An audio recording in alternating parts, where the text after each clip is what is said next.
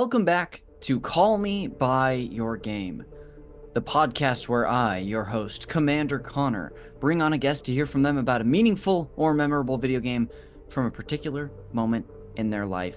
Today you're listening to Call Me By Your Game Co-op episode 49, where I'm going to discuss Mass Effect 2 with some incredible crewmates here aboard the Normandy. And just so everyone is on the same page, to catch you up on what's been going on for me the last 2 years, I just woke up out of a space coma where my former ship was blown up, lost most of my crew, and I've apparently been rebuilt according to some Lazarus project, some initiative to bring me back, and I gotta go talk to some guy named the Illusive Man pretty soon, but I figured I'd introduce the podcast first. Anything that we get into today, any of the plugs that we have, if you look in the show notes wherever you're listening to this podcast, whether it's on your favorite podcast catcher or on YouTube, if you scroll down in the show notes, you're going to find links to people's Twitch streams, to other podcasts, to social media, whatever's plugged today. There's going to be a link in the show notes for you to find.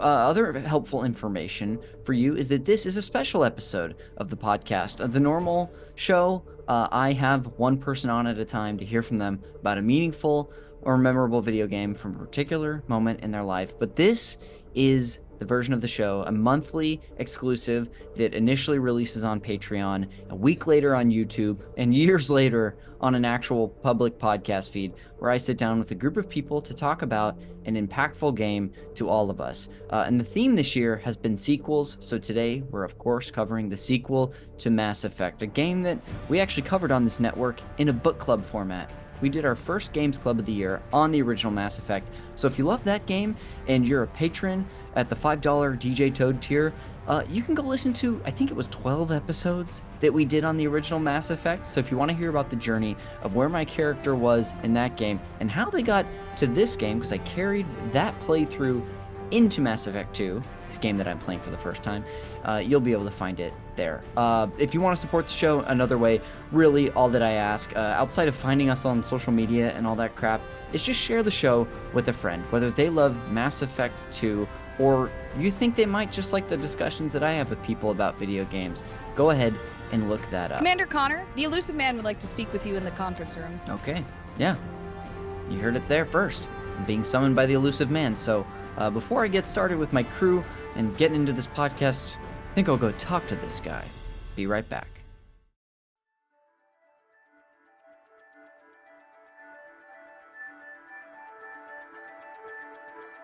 Commander Connor. Illusive Man. I thought we'd be meeting face to face. Cut to the chase. Why'd you bring me back? We're at war. No one wants to admit it, but this podcast is under attack. While you've been sleeping, entire episodes from the 2024 Mass Effect Games Club have been disappearing. It must be someone working for the Reapers, just like Saren and the Geth aided Sovereign. You bested all of them. That's why we chose you. Sovereign was destroyed. Why'd you bring me back? I want you to record a co-op episode about Mass Effect 2. It's the only way to stop the Reapers. I brought you back. It's up to you to do the rest.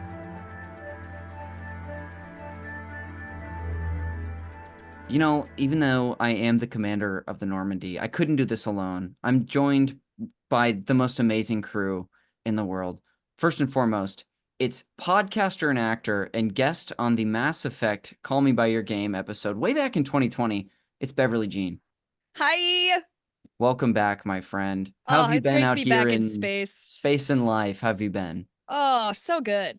You know, just meeting new aliens.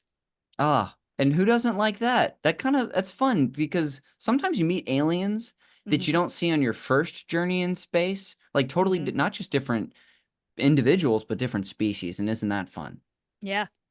Dude, I'm so glad to have you here. We also are joined by another amazing crew member.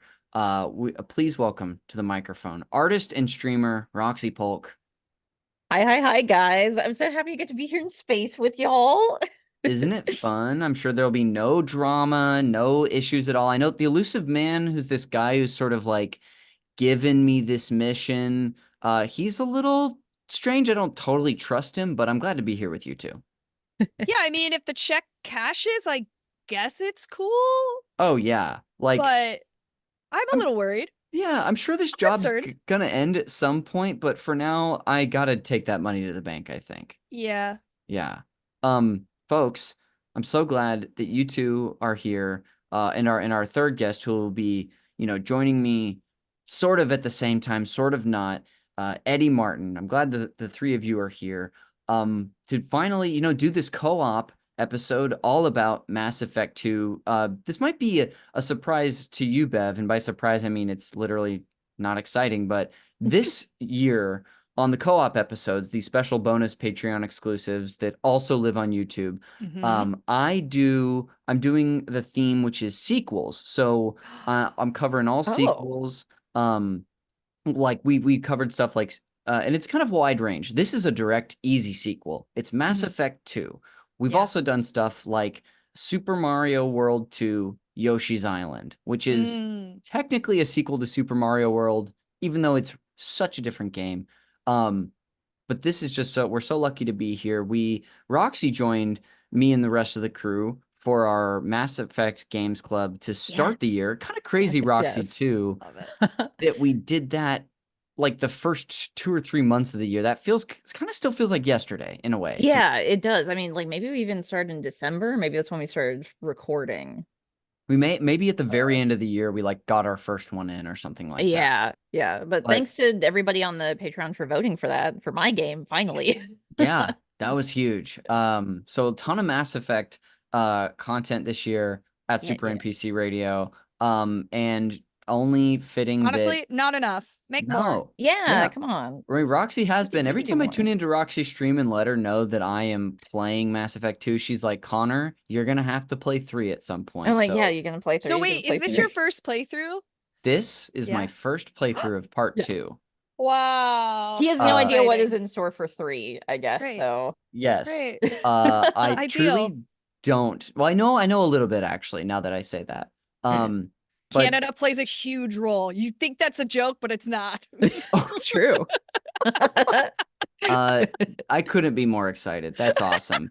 What we're gonna do in this first section of the podcast is we're gonna talk about we're gonna give essentially our overall thesis and histories with the game. So we're gonna talk about I don't really want to dive into like the main event big discussion for the game, but I'd love to hear sort of like a brief overview of like your overall thoughts before we dive in, but get your history. I will kick that off for us just to show everybody how it's done here on the Normandy. I'm just going to keep referring to the ship that we're on so that people buy into the reality. Yeah, no, we're totally Create here. the space. Yeah, I can Yes. see Kelly over there. Yeah, Kelly's over there. Dr. Chakwa, is that her name? Chakwas. Chakwas. Love the doc, by the way. Keeps coolest asking me for wine this aunt. brandy. But Joker and I have been having a drinking contest. oh, Ooh. you know what? I'm glad He's that winning, but I've been drinking water, so you know what they joke's say. on him. They say some people can drink and fly, and I guess Joker's one of those people. Yes. Bev, so as I get into my history with this game, when you came on to do your solo episode of Call Me by Your Game, I had never played Mass Effect up until love that it. point.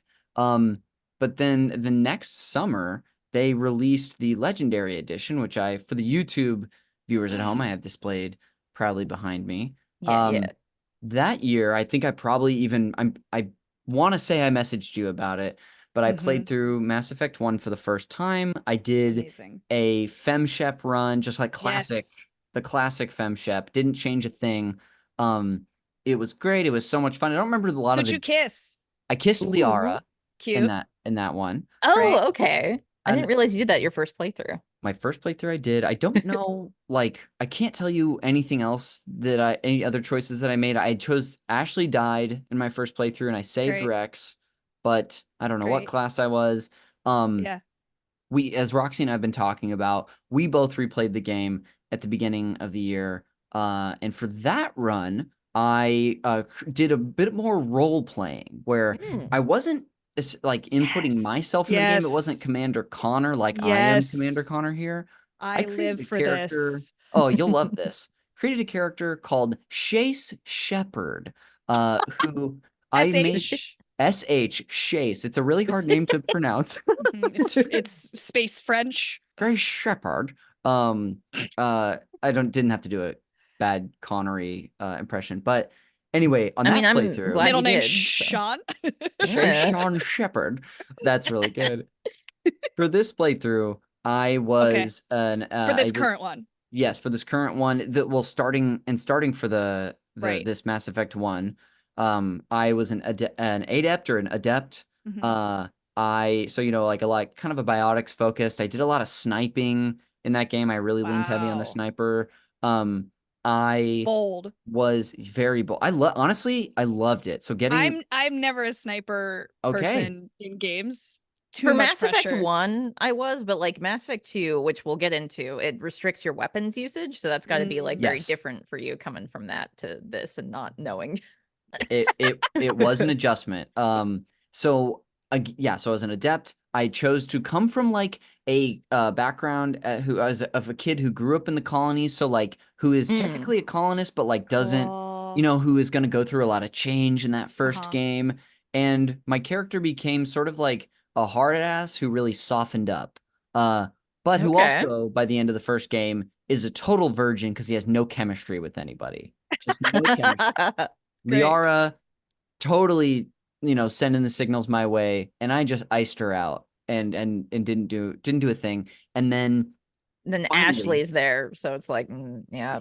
Ashley, I didn't even entertain the idea. Yeah.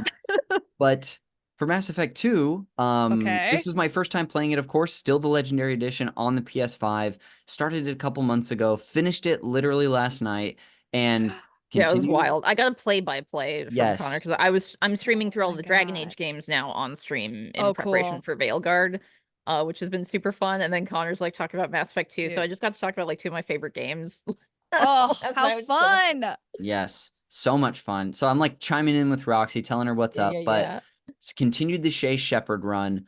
Also continued to be an adept, Nice. or an adept, and then again, that's kind of catches us up to where this is like my first time finishing it.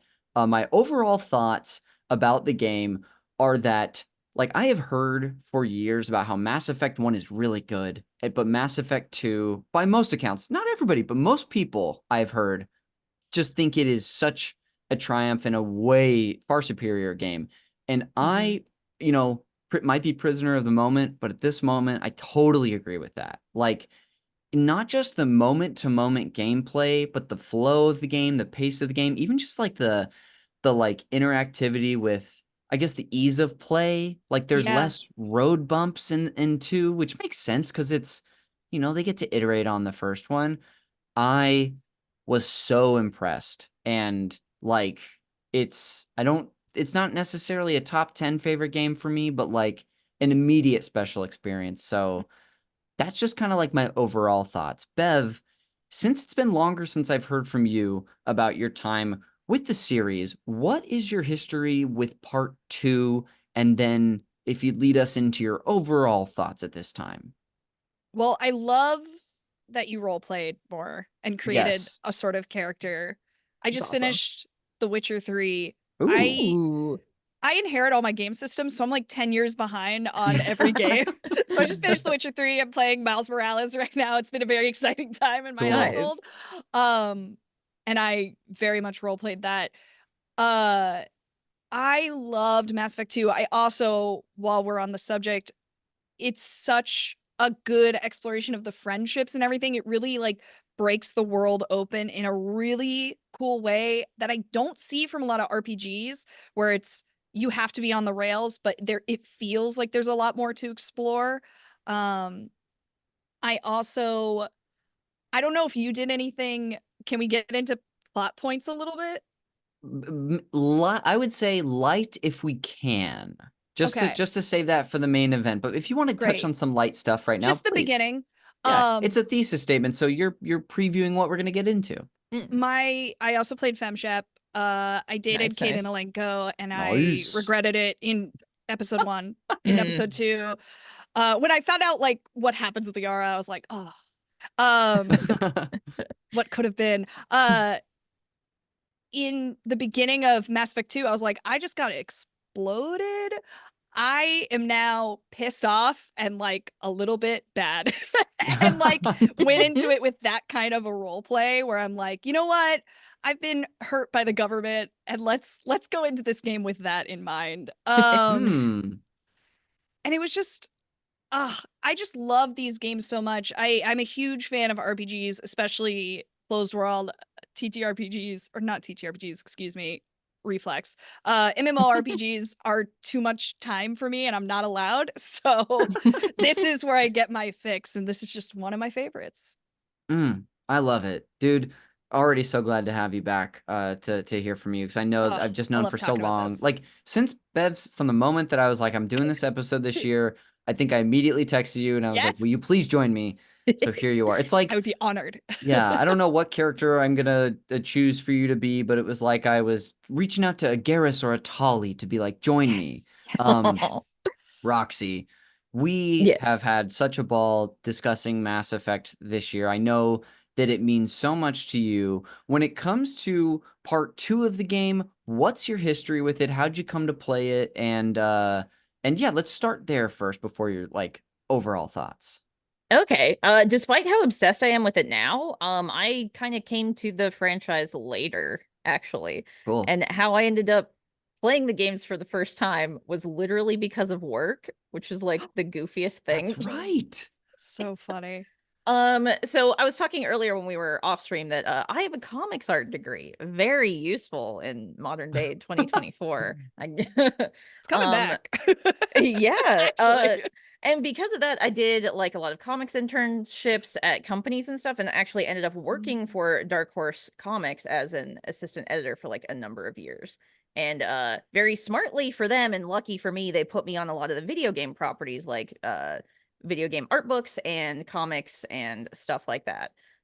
Because not everyone there like played games. There was a couple of us who did, who were like coworkers who, man, when I was playing through this, I got to talk to them about it.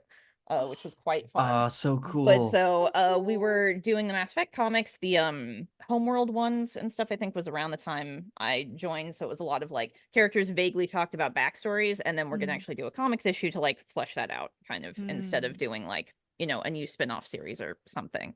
And so like I wanted to know what it was all about, and it seemed really intriguing. And so literally got a comp copy of the trilogy, so I got like all 3 of them for the 360. So whoa. But guess what? That doesn't come with DLC, so I did buy the DLC myself, which was like, why is this supposed to be the trilogy complete edition? Yeah, until we got the Legendary Edition, they literally didn't have like the entire game collected. I have never played the DLC too, so but you can tell me about it. I've heard so much about it. For 2? For any of them. What? So like you haven't done Shadow Broker? I don't think so. Oh my god. I know. Okay. Someday. You gotta go back then. We'll hand you down the DLC someday, Bev. Yes, thank you. I'll inherit it. Yes. But yeah, so I got very lucky where it's like, hey, I'm at work working on this video game stuff. I go home and then I'm just playing it nonstop. Then I go to sleep, come back to work the next day, talk to my coworkers, because they're all most of the ones who worked on the comics as well were like fans. So I go in there and talk to like my editor Dave, and he'd be like, what part did you do last night? And so we'd be able to talk about it. He'd talk about like his experience, because like he was playing them when they came out and stuff. And so I got to go through it that way, which was super fun. Awesome. And I fell in love with this world. It's one of my favorite like video game franchises or like series of all time. Mass Effect 2 is like in my top 5. I love the game so much, the characters.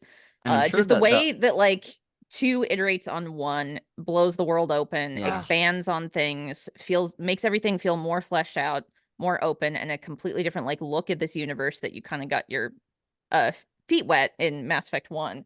Like it's so great. It's one of the best sequels, I think, of anything. Dude. Yeah. And you're talking, you know, about your love for the series. I know that the audio listeners, since they're only using their ears, they can tell, they can hear the passion. And the video listeners can see the evidence behind you of all your Mass Effect gear and your N7 onesie. The proof is in the pudding, Roxy. Yay. So I guess for you too, Roxy. I know you're playing part 2 originally back during your Dark Horse days. Yeah, I'm just doing it like back to back, so I didn't have to wait years. Awesome. I'm spoiled. Outside of I know you also tell us about your replay this year that you did, because I tuned in for a decent amount of that too, but thankfully forgot what I watched so I could experience myself. Yeah, so I decided, hey, I've played these games before. They're some of my favorite games of all time. I hadn't streamed them before because I played them before I was streaming. So I was like, why have I not streamed my favorite games? Am I an idiot? Like, I should be doing this. And us doing the podcast for the games club for Mass Effect 1, it was like the perfect opportunity to do it. So I decided, hey, I'm gonna platinum the entire trilogy. I'm gonna do that. I am not someone who really cares about platinuming games or anything, but I'm like, these are my favorite games. This is another way to play it. Why shouldn't I do this and spend all my time in this world? So fun. So first time playing Insanity, and I always play as an adept as well. Oh, And like Mass Effect 2 on Insanity as an adept is one of the most difficult ways to play the game, period. I didn't know that going into it. So there oh my god, there's so many instances where I was like about to give up. I was just like screaming. I was like, "Are you kidding me?" And it kind of like forced me to come up with more kind of tactical or interesting or like weird ways to approach a situation in order to get through it, which was kind of fun but also insane that I had to do it.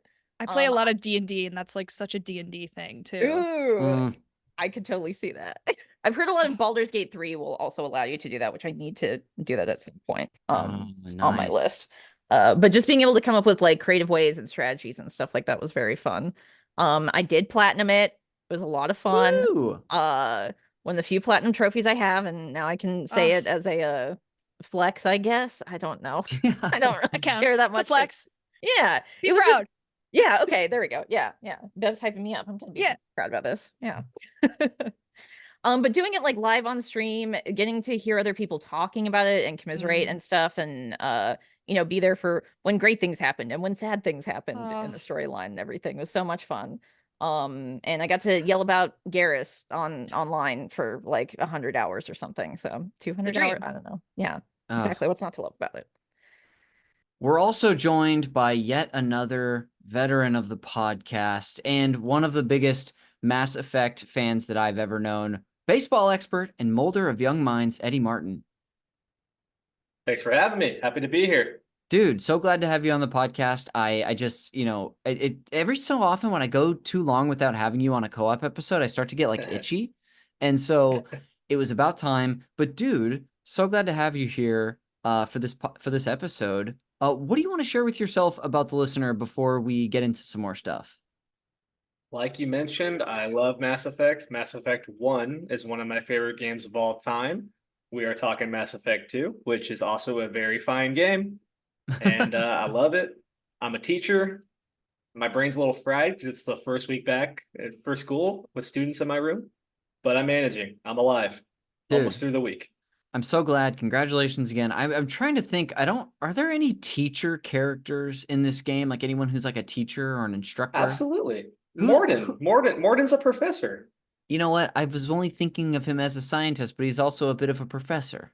Absolutely. He has people under him. He's a teacher. So Eddie Morden, I think we'll call you for the rest of the episode, which works well with your last name. I can't talk as fast as a Solarian, but if I were a Solarian, I'd be near the end of my life because I think they only live till about 40. Really? Oh, dang. This is one of the great things about having 3 people on the show who know way more about Mass Effect than me and actually retain the lore is that I learn things live. So awesome. Cool. So I'm going to that'll be the first little section. Great. Now we're going to come back and I'm going to ask you about your history with the game and for you to lay out your your thoughts before we dive into them, sort of a preview. Sure. So Eddie, I'm going to ask you too about your history with Mass Effect 2. I do want to say as well, I didn't mention this when I talked about my history with the game, but you were actually the person who introduced me to this. You were like one of my friends. I feel like one of the few friends I had in high school who had an Xbox 360. And I don't know if you were playing this in high school or early college years for us, but I'm almost positive you introduced me to the game. But what's your history with the series, but specifically save some time for Mass Effect 2? Sure, you are correct. I did play Mass Effect 1 in high school. It was one of my favorite games. It really blew my mind at the time playing it. A lot of my friends were playing Call of Duty 4, Halo 3 came out the same year. And while I had a good time playing that with them, I wasn't very good at those games. I still am not good at those games. So I got a lot of joy playing Mass Effect because I grew up with Final Fantasy, Mario RPG, those types of games. So this was unlike anything I'd played. I really fell in love with the characters, the lore. I felt like I was entering into an established world and discovering. So Mass Effect 1 was one of my favorite games, still is one of my favorite. So needless to say, when the second game got announced, I was excited.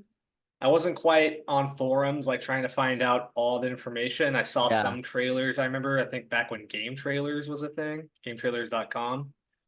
And I was in college. I was living in the dorms at Stan State Oh in my Turlock, gosh. Stanislaus Taking me State. back. Yep. It was 2010 when this game came out, correct? Yes, 2010. Okay. So I was freshman year, turning 20 that year. And this was one of the only games I went to a midnight launch for. Oh, Mass Effect 2. dude. The other game was Fable 2. So this Okay, all was a right. midnight release. And I remember going to the midnight release and being shocked because there were other people who liked Mass Effects. Who would have thought? Actual people who I could talk to about the game. I was saying, you think's gonna happen with Ashley or Caden? Yeah. What's gonna happen with Garrus and like all these Is things? Rex alive And in your game? right, yeah, we were talking stuff like that, and it was so cool, like talking to actual people in my area who were into it. So I get my game, By the I go way, home to the dorms. Go I'm ahead. sorry to interrupt. What did you go to, like a GameStop, a Best Buy? And so we're from the same hometown. Yeah. People should know, because even on the episode that came out, when we're recording this day, I say your name 3 times and I make a joke about how you're gonna appear like Beetlejuice. But yeah. So where was this in? Was this over in Stan State area? Was it in Modesto? Turlock GameStop. Okay, cool. Turlock GameStop, so I could go right back to my dorm and play. I did not work that night, didn't have work. I had class the next day, but I stayed up till 6 a.m. playing Mass Effect 2. Oh my gosh. I slept through my classes. I woke up and played more Mass Effect and said, I'll just miss today. Yeah. If my mom's listening, I'm sorry. Yes. But it was a big deal. And my mind was blown when I started playing Mass Effect 2. And the specific memory I have that I was really like blown away by the level, like the step up in quality, was walking into Omega the first time. Dude, yes. Walking into Omega with the lights and the music, and I said, okay, like Cora's Den was supposed to look like this. Like yes, this for is sure. they've just completely gone to the next level. So I remember, and that was the first night I was playing. So, the Shepherd was dead, comes back, the Omega. I remember seeing a trailer and it said, before I got the game, that said Shepherd, but you're dead. And I was thinking, what? That doesn't make any sense. What? So when they killed him off at the beginning, I was like, oh, okay. This is what it is. Gotcha, And yeah. still don't know if I totally love that plot point, but it does end up working out. Totally, yeah. It gives us like a reason to, for a lot of the events to have happened while you were asleep. It's like, no, let's just put the pillow over Shepard's face for 2 years. Right. Dude, that's awesome. Have you replayed this game since your first playthrough? My last playthrough of this game was about 2 years ago. I played Oh. through the Master Chief, like what is it called? Legendary Collection. What is it called? Legendary Edition. Okay, yes, I Terrible played through name. that. Yeah, that's weird. I played the remaster. Okay, yeah, it's a good time. Awesome, dude. Well, I also want to hear a little bit about some like preview for what we're gonna get into for you, / mostly your like overview thoughts, a thesis statement, if you will, on Mass Effect 2. I was really thinking about this because I think about these games a lot, even though I don't revisit them very often. I feel like for me, and I'm kind of rare in this way, the first one is my favorite. Mm-hmm.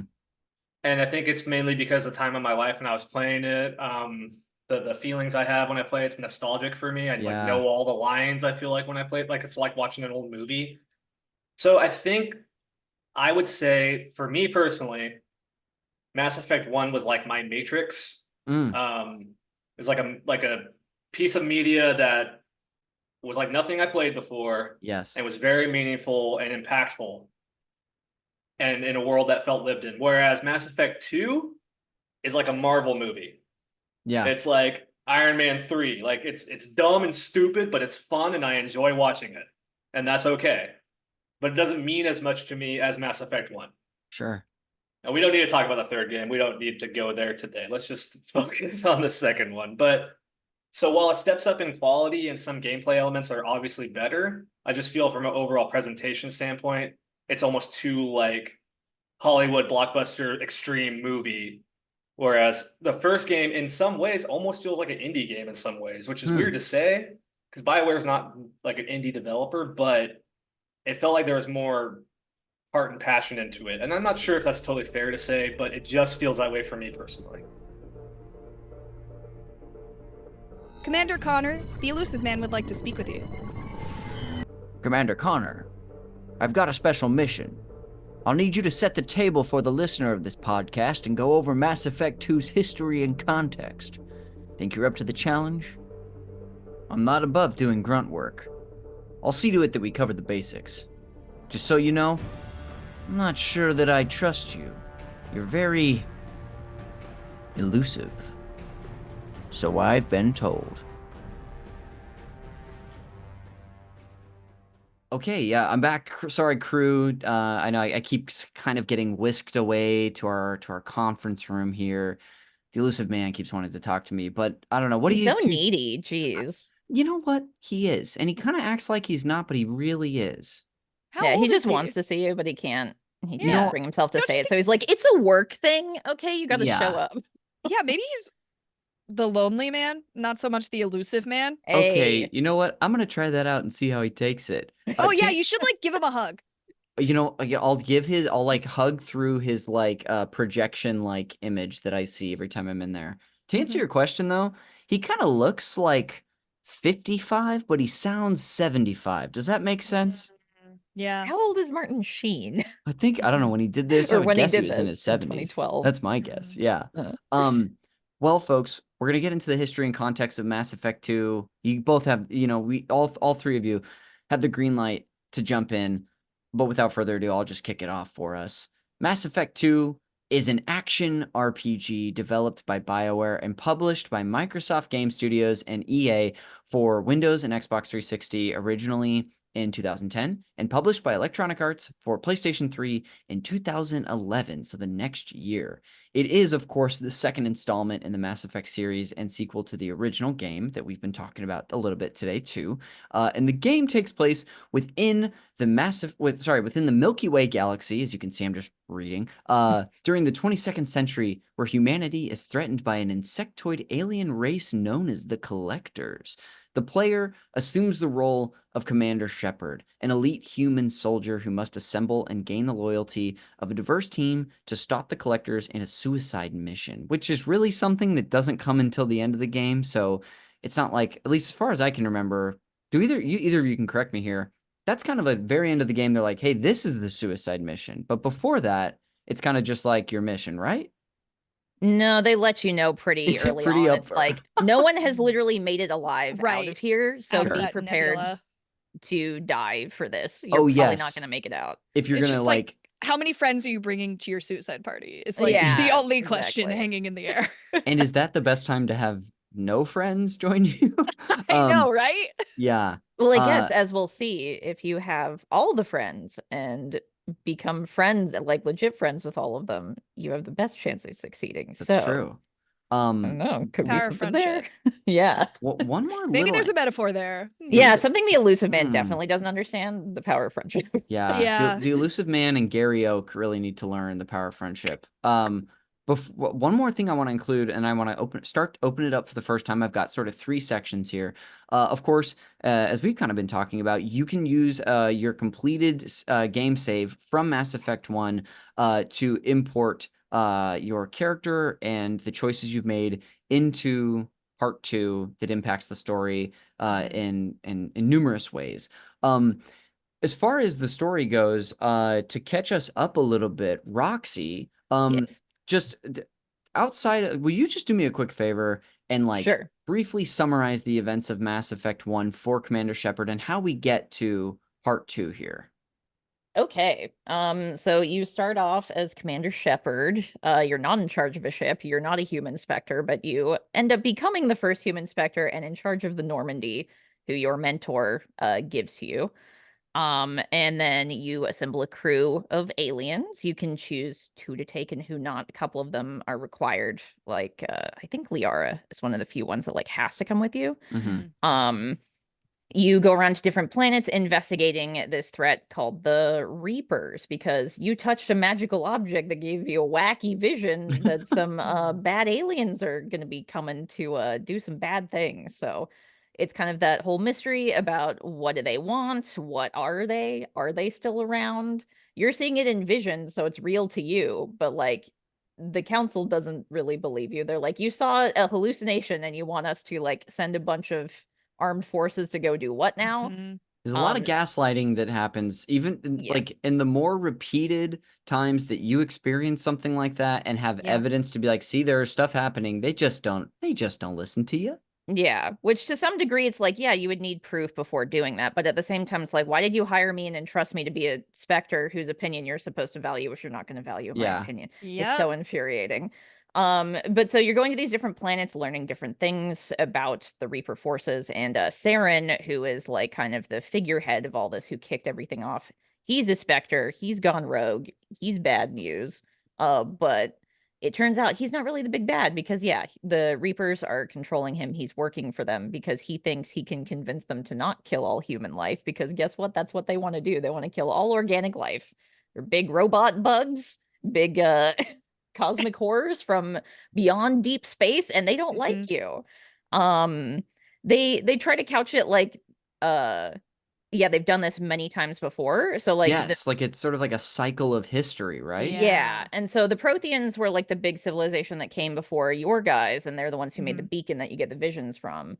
And their civilization was destroyed by the Reapers. So you see so much carnage. There's so many like notes from different planets you scan and stuff that will have things about how like, oh, it looks like there's a giant laser blasted across this planet. I wonder what that's about. Things like that where you're kind of like seeing this mystery and these things that happened in the past. And eventually a giant Reaper does come through and attacks the Citadel, and nobody can say it's not real anymore because it's blowing shit up. And so it, like it does in the second game, as we'll see, it a lot of your choices kind of culminate in that final battle, what characters are with you, and kind of what if Saren can be convinced to have 2 boss fights with you or just 1. And eventually you can take out the Reaper and you can choose to save the council. There's a bunch of different things that will domino basically at the end that will then inform your playthrough of 2. Maybe not as much as we probably expected it to, but it does inform it. Yeah, some nuances here and there. I think, first of all, thanks, Roxy, for just kind of quickly running us through a ton of plot in a short amount of time. Like, one of the You're a big damn hero at the end. That's it, basically. Yes. Yeah. I think even, transitioning into this second game too, to connect some dots here, like you were saying, you defeat Saren, who's destroyed, but obviously he's not the big bad. He's working for, he's like controlled or working for Sovereign. And He's the like, Reapers. yeah, kind of indoctrination as a whole thing. Yes, that's what the that's Reapers right. do. It's essentially like mind control where you just come to their way of thinking. That's right. And the thing that we learn from hearing from the Illusive Man, once you are, sort of saved after your ship has been destroyed at the beginning of Mass Effect 2, is that it is likely that the Reapers, humanity is more on the Reapers' radar, or is it the Collectors because of what you did to the Reapers at the end of the first game? Does that Wait, do you remember Yes. which it is? Yeah, that's essentially what you'll come to find out, I believe. And so Yes. like at the end of Mass Effect 1, you found out that only one Reaper was able to make it through Sovereign, and you explode him and cut off a way for his bros to come over and destroy the galaxy. So they're trying to understand how humans could do that. Like, how Yeah. did you figure us out and then also explode us? That's Yeah. not normal. That's not how this is supposed to work.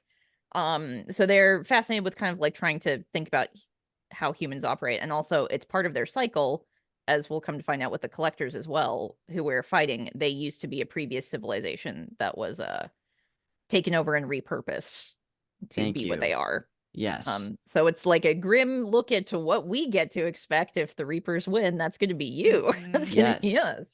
us. I've got more just like game context I'm going to include, but Bev, I wanted to open it up to you in case there is any bullet point you wanted to include, just narratively getting into the second game, or you don't have to, but I wanted to Yeah, offer. totally. No, I got nothing. Okay, cool. I All loved right. it. Awesome. I did enough yapping, so Hey, I love it. I asked you to yap and you yapped. I love it. What a joy. So, to continue the history and context for the game, BioWare changed several gameplay elements and further emphasized third-person shooter aspects, including limited ammunition and regenerable health. In the first game, it was more of a cooldown system for your weapons where you could use them until they overheated, and then you had to wait a certain amount of time. In contrast to the exclusive focus on the main story of the original Mass Effect, the developers opted to create a plot where optional missions had as much intensity as the main mission. Mass Effect composer Jack Wall returned to compose Part 2's music, aiming for a darker and more mature sound to match the game's mood. Mass Effect 2 also supports a variety of DLC packs ranging from single in-game character outfits to entirely new plot-related missions. And as far as like sort of like game differences, did either of you want to include a bullet point from 1 to 2 here? More kissable people. Yeah, More there you kissable go. people. I mean, truly though. The dream. Yeah.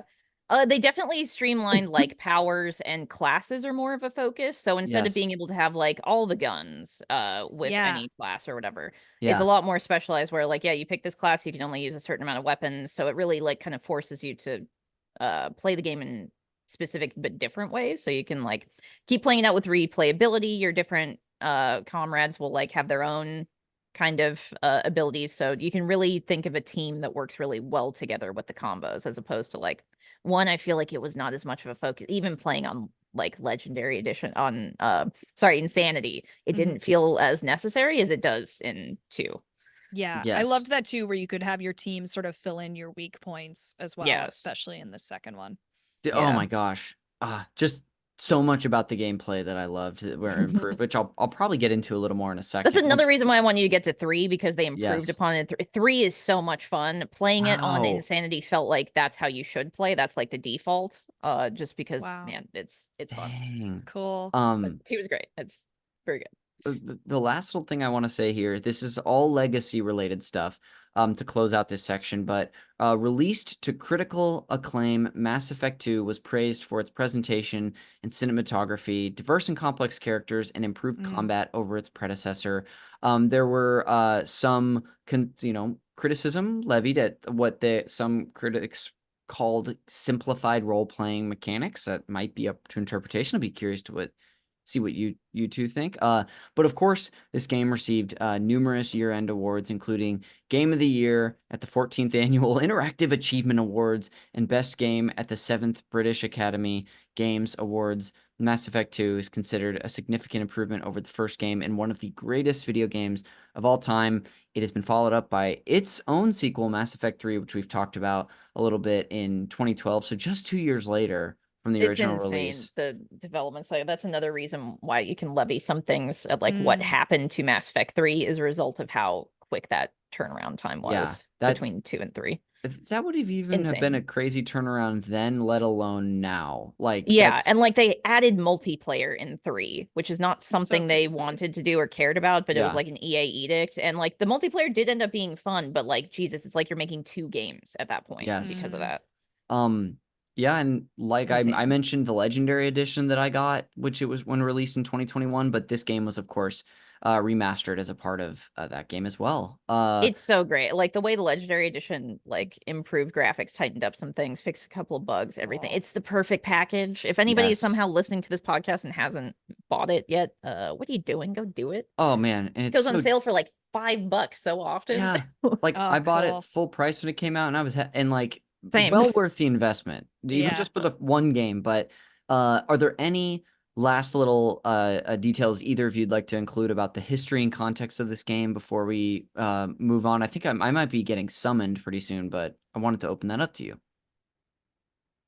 There were some brief things I found out about recently that kind of like within the studio itself, there was sort of like Sure. not like a huge schism, but there was a kind of disagreement isn't the right word either, but there were some people who really wanted to do more of like a legit sequel that was more like Mass Effect 1, and then other people who wanted to do this approach that we got from Mass Effect 2. And I think they kind of ended up sort of somewhere meeting in the middle, but yeah, it was interesting to know behind the scenes that it was almost kind of like the game had two different ways it could have gone at one point. Sure. Interesting. Yeah, that I And like wonder some if, people end up leaving the company as a result of that, actually, like on their own terms, obviously. yeah. Doing a little research for this episode, like truly as soon as I finished it last night, I watched like an hour and a half video about just like someone's love for Mass Effect 2, and there was some information in there that like I didn't retain about sort of a rift there.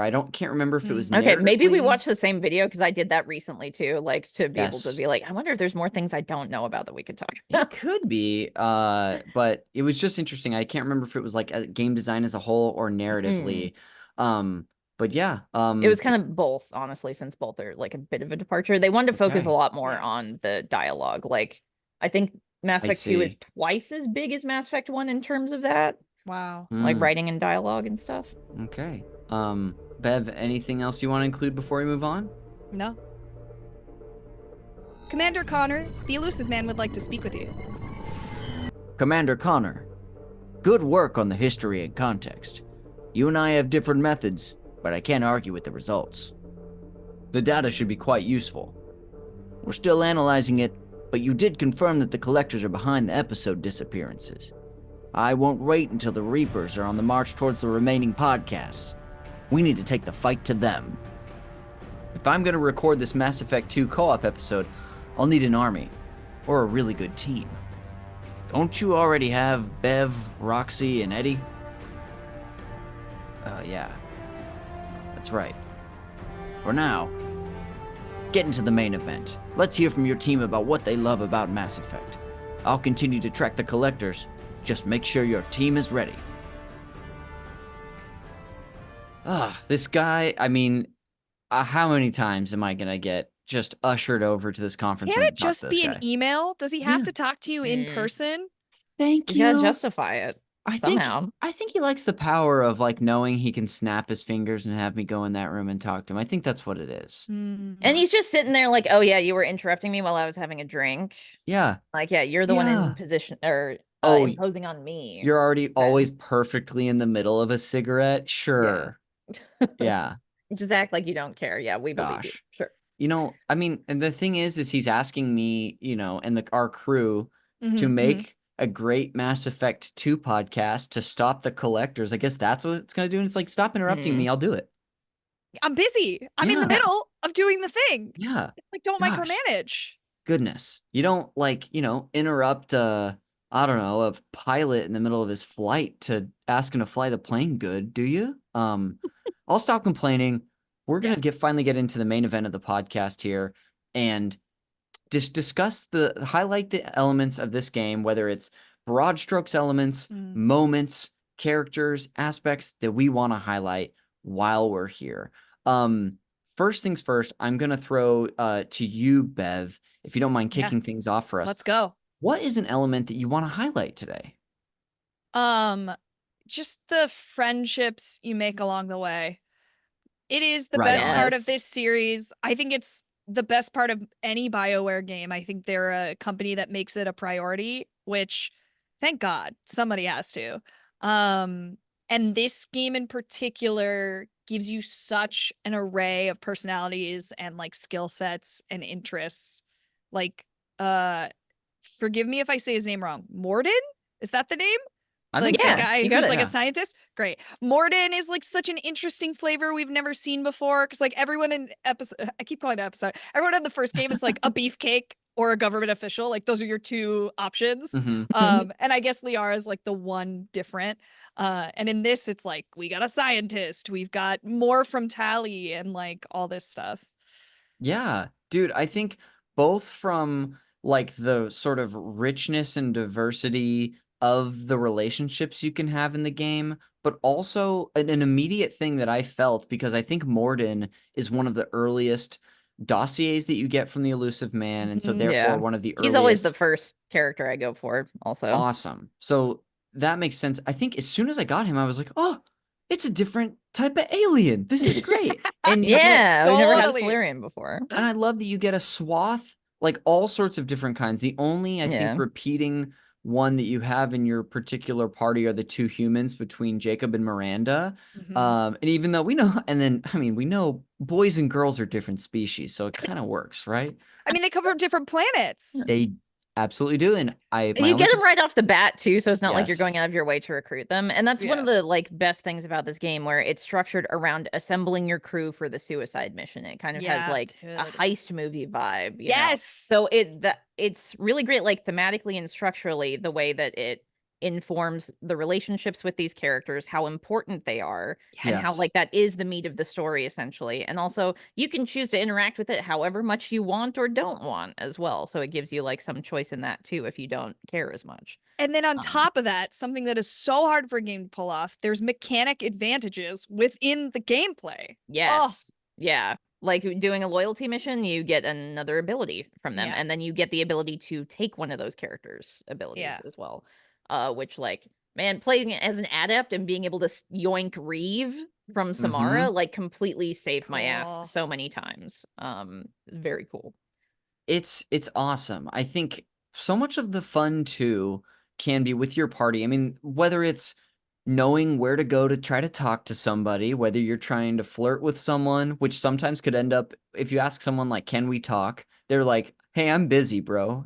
And I'm like, well, part of me is like, I'm Commander Shepard, but I like that you're holding your ground a little bit. Well, Like, that's kind of how it is too. Like in the Yeah. first game, everybody kind of orbits around Shepard and is Yeah. kind of like reinforcing Shepard. But in the second game, it's very much like you being there for your friends, you lifting them Sure. up, you doing stuff for them, where you're like the glue that holds together the Yeah. team. mhm. Not exactly the focus, which I thought was very cool. Yeah, that's great. And maybe like if you want to look at it narratively, like for example, my Chase Shepherd, maybe in the first game he would be more concerned with, you know, people's not just perception of him, but like his status. And maybe in this game he's like no, he has a longer vision for their actual long-term goal here, which Wow. if he does, maybe he has the maturity to not care so much that Miranda tells you to piss off and stop asking me, can we talk? Maybe that's it. Well, I think also it's just like you've got the backing of the military. You feel like you're an extension of the military force, even like humanity's military, even though you're a Yeah. Spectre, so technically it's supposed to be a little bit more. But like Right. you're being forced to join up with Cerberus, which is a terrorist organization. You've got like the worst boss in the world who fucking sucks and literally like sends you on missions where you're gonna get killed because he doesn't tell you information because he's like, oh, I figured you could handle it. Yeah. Like, Dude. what? So it's like you don't trust your boss. It's more of like you on your own, even within this organization. Like you Mhm. died, your old friends are like, you know, you've got a couple of them who come back and other ones who just like want nothing to do with you because Cerberus sucks so much. Yes. I love the So- opinion everyone has on your new Yes. boss of it all. Yeah, and like how that informs why you're there. And like sometimes I wish the game would give you a little bit more leeway to explain, like, literally, they brought me back from the dead. I'm not siding with them, but like I'm forced to be stuck with them. Please understand that I'm not actually on their side, please. And then they're like, oh, wait, they brought you back. Does that mean you're mind controlled by them? Okay. Which some characters like just won't trust you because they're like, yeah, you can't trust a terrorist organization. They literally built your body. Okay, I trust you even less now. What? Yeah, it's interesting how there are ways that the game, you know, puts you in. Sometimes will put you in a compromised position that you can't control, like you know, being brought back by Cerberus and the Illusive Man is not something you can control as a player, but it is something that you have to continue to grapple with because it does. Yeah, kind it's of interesting framework. It for really sure. is. And as you continue, you know, as you play the game, even though, you know, you are not necessarily making the choice to work with or for them, it's not like that's something you can, Right. it's not like a branching path you have.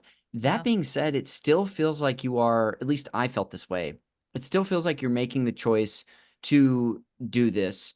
And that does feel like it impacts the conversations you have, whether someone's like, Cerberus, what the, what they did to like these people that I know or whatever. So it's interesting. And it's also the point that like the councils still won't listen to you. Like there's reasons for them not to trust you, sure, but they were treating you exactly the same even when they were supposed to trust you. So whatever. And like as much as Cerberus sucks, you acknowledge that the collector problem is bad and that you want to do something about it. And literally Cerberus is the only one who will work with you. So it's like, okay, I'll use them for as much as I can. Just like there's like the whole joke or like meme that every single Cerberus experiment revolts and kills their folks and like pieces out. And that's true of Shepard too. At the end of it.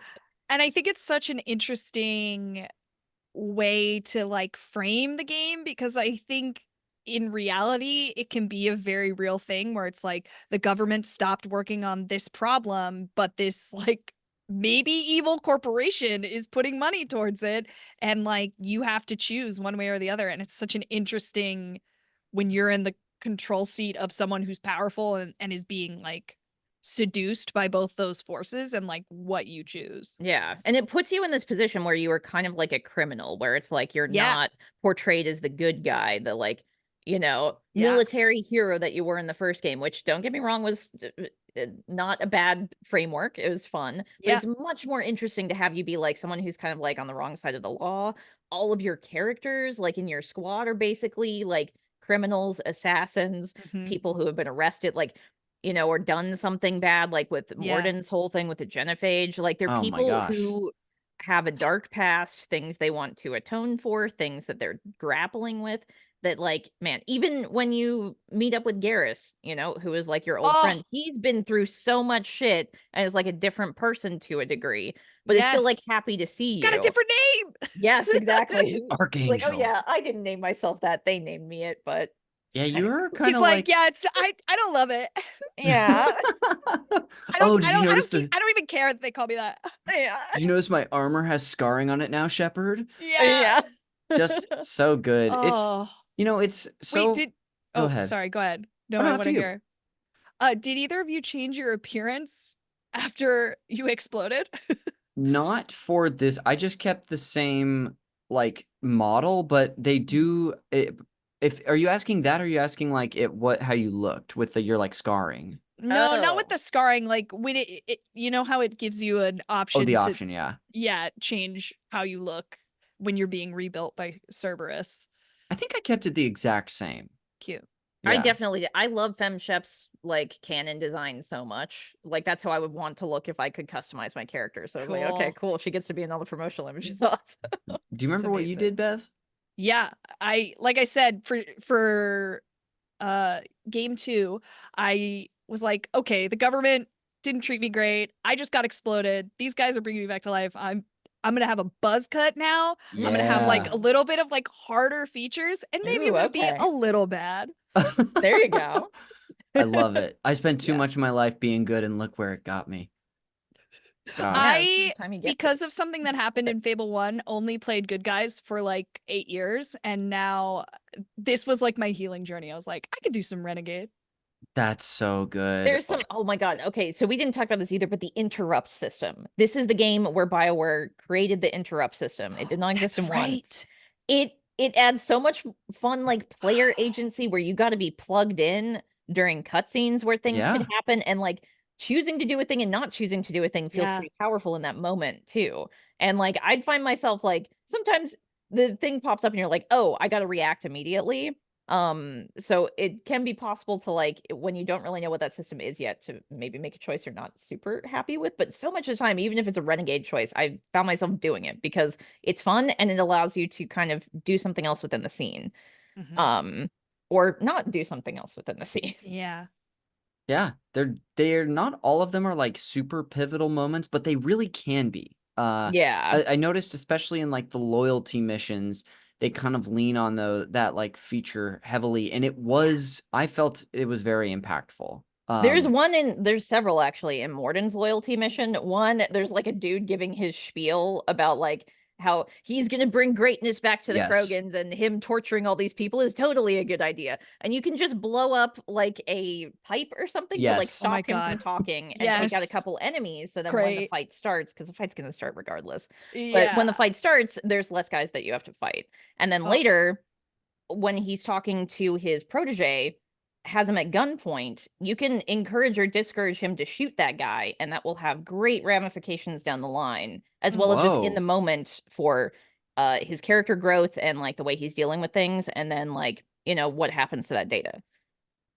You're talking about Morden and the other scientist? Yes, yeah, his Yes. protege, who was like, Mm. he regrets working on the genophage. He looked up to Morden as like a teacher and a mentor, and like being told, yeah, this is the right thing to do, but then seeing the ramifications of what it did to the Krogans, he wanted to do something about it. Unfortunately, he pairs up with a guy who doesn't mind doing extremely unethical science to try and fix that. And that's Yeah. the problem. So like, that's kind of the juxtaposition where it's like, do you want to destroy this data that hurt a lot of people, or do you want to keep it because those people will have died for something at least at Right. that point? That's a dilemma that it happens at least 3, probably more times in the game, where you have the option, you have like, whether it's information or like Right. Geth artifact or something, that you have the choice to either destroy or not, because maybe it will be good to research this stuff. And I really went back and forth based on who I was interacting with, how much I was sort of gauging the impact that could have. For example, Yeah. Roxy, I was telling you about this a little bit last night, but I made Tolly really upset at me Oh, because I yeah. did her loyalty mission. This is a loyalty mission that I think I guess you would say I succeeded, but she's not loyal to me because I then chose to like keep the artifact that her father was like, you found out her Oh, father okay. was So when you toying were with. at the hearing, so I thought you were Yes. talking about like when her and Legion have a interesting. fight that you mediate. So this was in her loyalty mission you're talking about that. Yes, at her Okay, so you hearing. exposed her father's secret. And I data. did, and I'll be honest, I didn't Okay. realize what I was doing, but it did add drama to it. So I was Yes. like, ooh, Right. this is fun. I'm gonna grab the Juicy. popcorn. And I Yeah. loved Tolly. I mean, we Oh. You don't get have her to talk- later too, so like you don't get as much time to kind of like, Yes. I don't know, I guess ruminate on that And before it happens. She's, we talked Yeah. about, I mean, this whole conversation kicked off from like, I think really what is maybe the most special part of this game that Bev brought up, which is the friends you make along the way, your party, and the choices you make. And I love that it's not only just, new characters, but that there are a few that return. I think it's just Garrus and Tolly that return to your Yeah. party.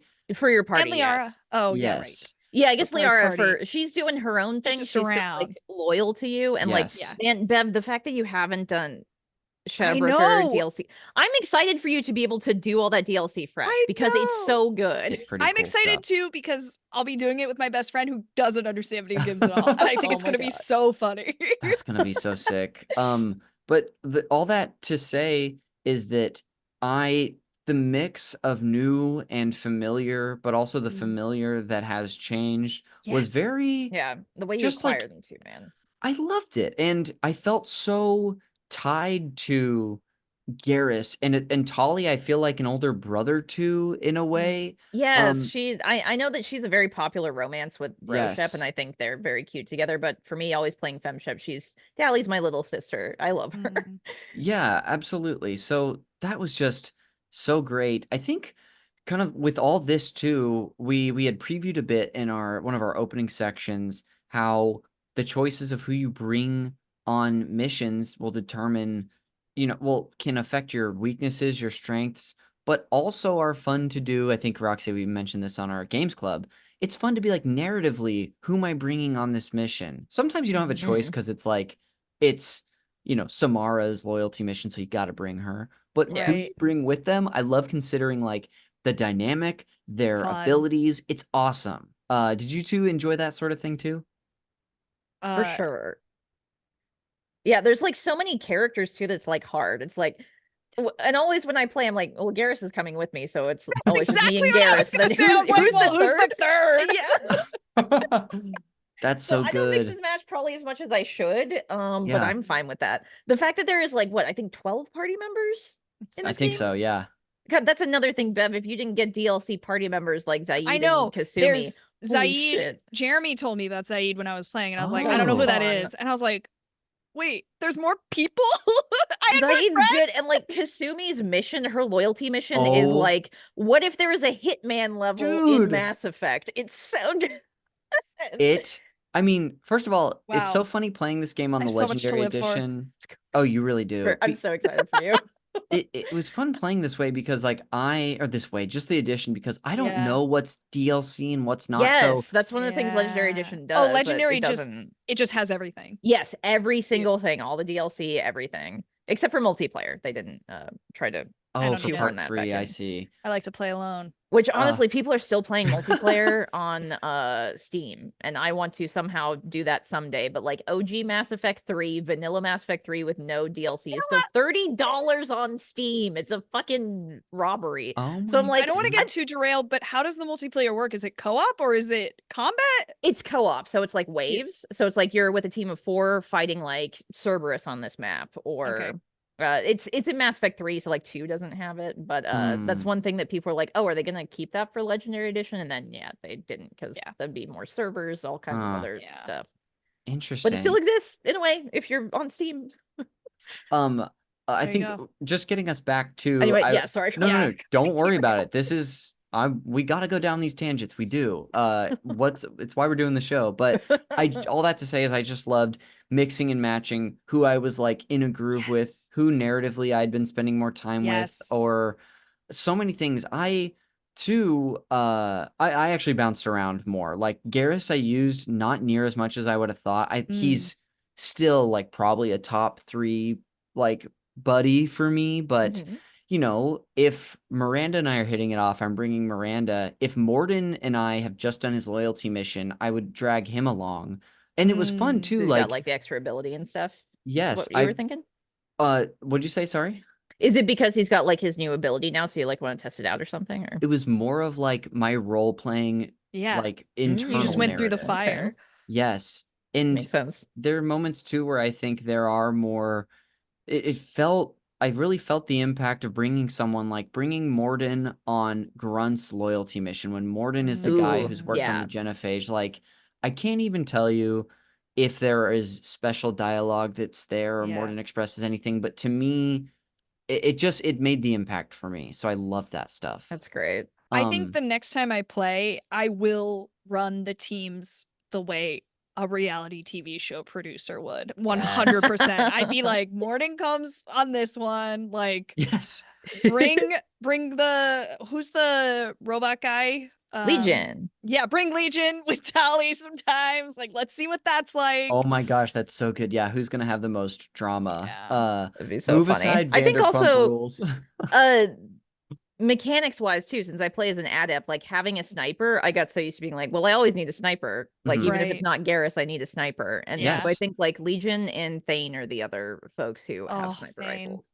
Mm. Thane is great too, and actually he's like your introduction to the Drell, which is a new Yeah. alien Yeah. species that they debuted. There's a couple Yeah. new alien species in That's right. Mass Effect 2, which is fun. The Vorcha are hilarious freaks, all voiced by Mark Meer, who is Broshep's voice actor, which I never would have Oh, guessed wow. if I had not How been told crazy. because their voices sound insane. In a good way. This is like a ups to him, where he Yeah. does a Yeah. lot of really weird creature voices. He's also all of the Hanar as well.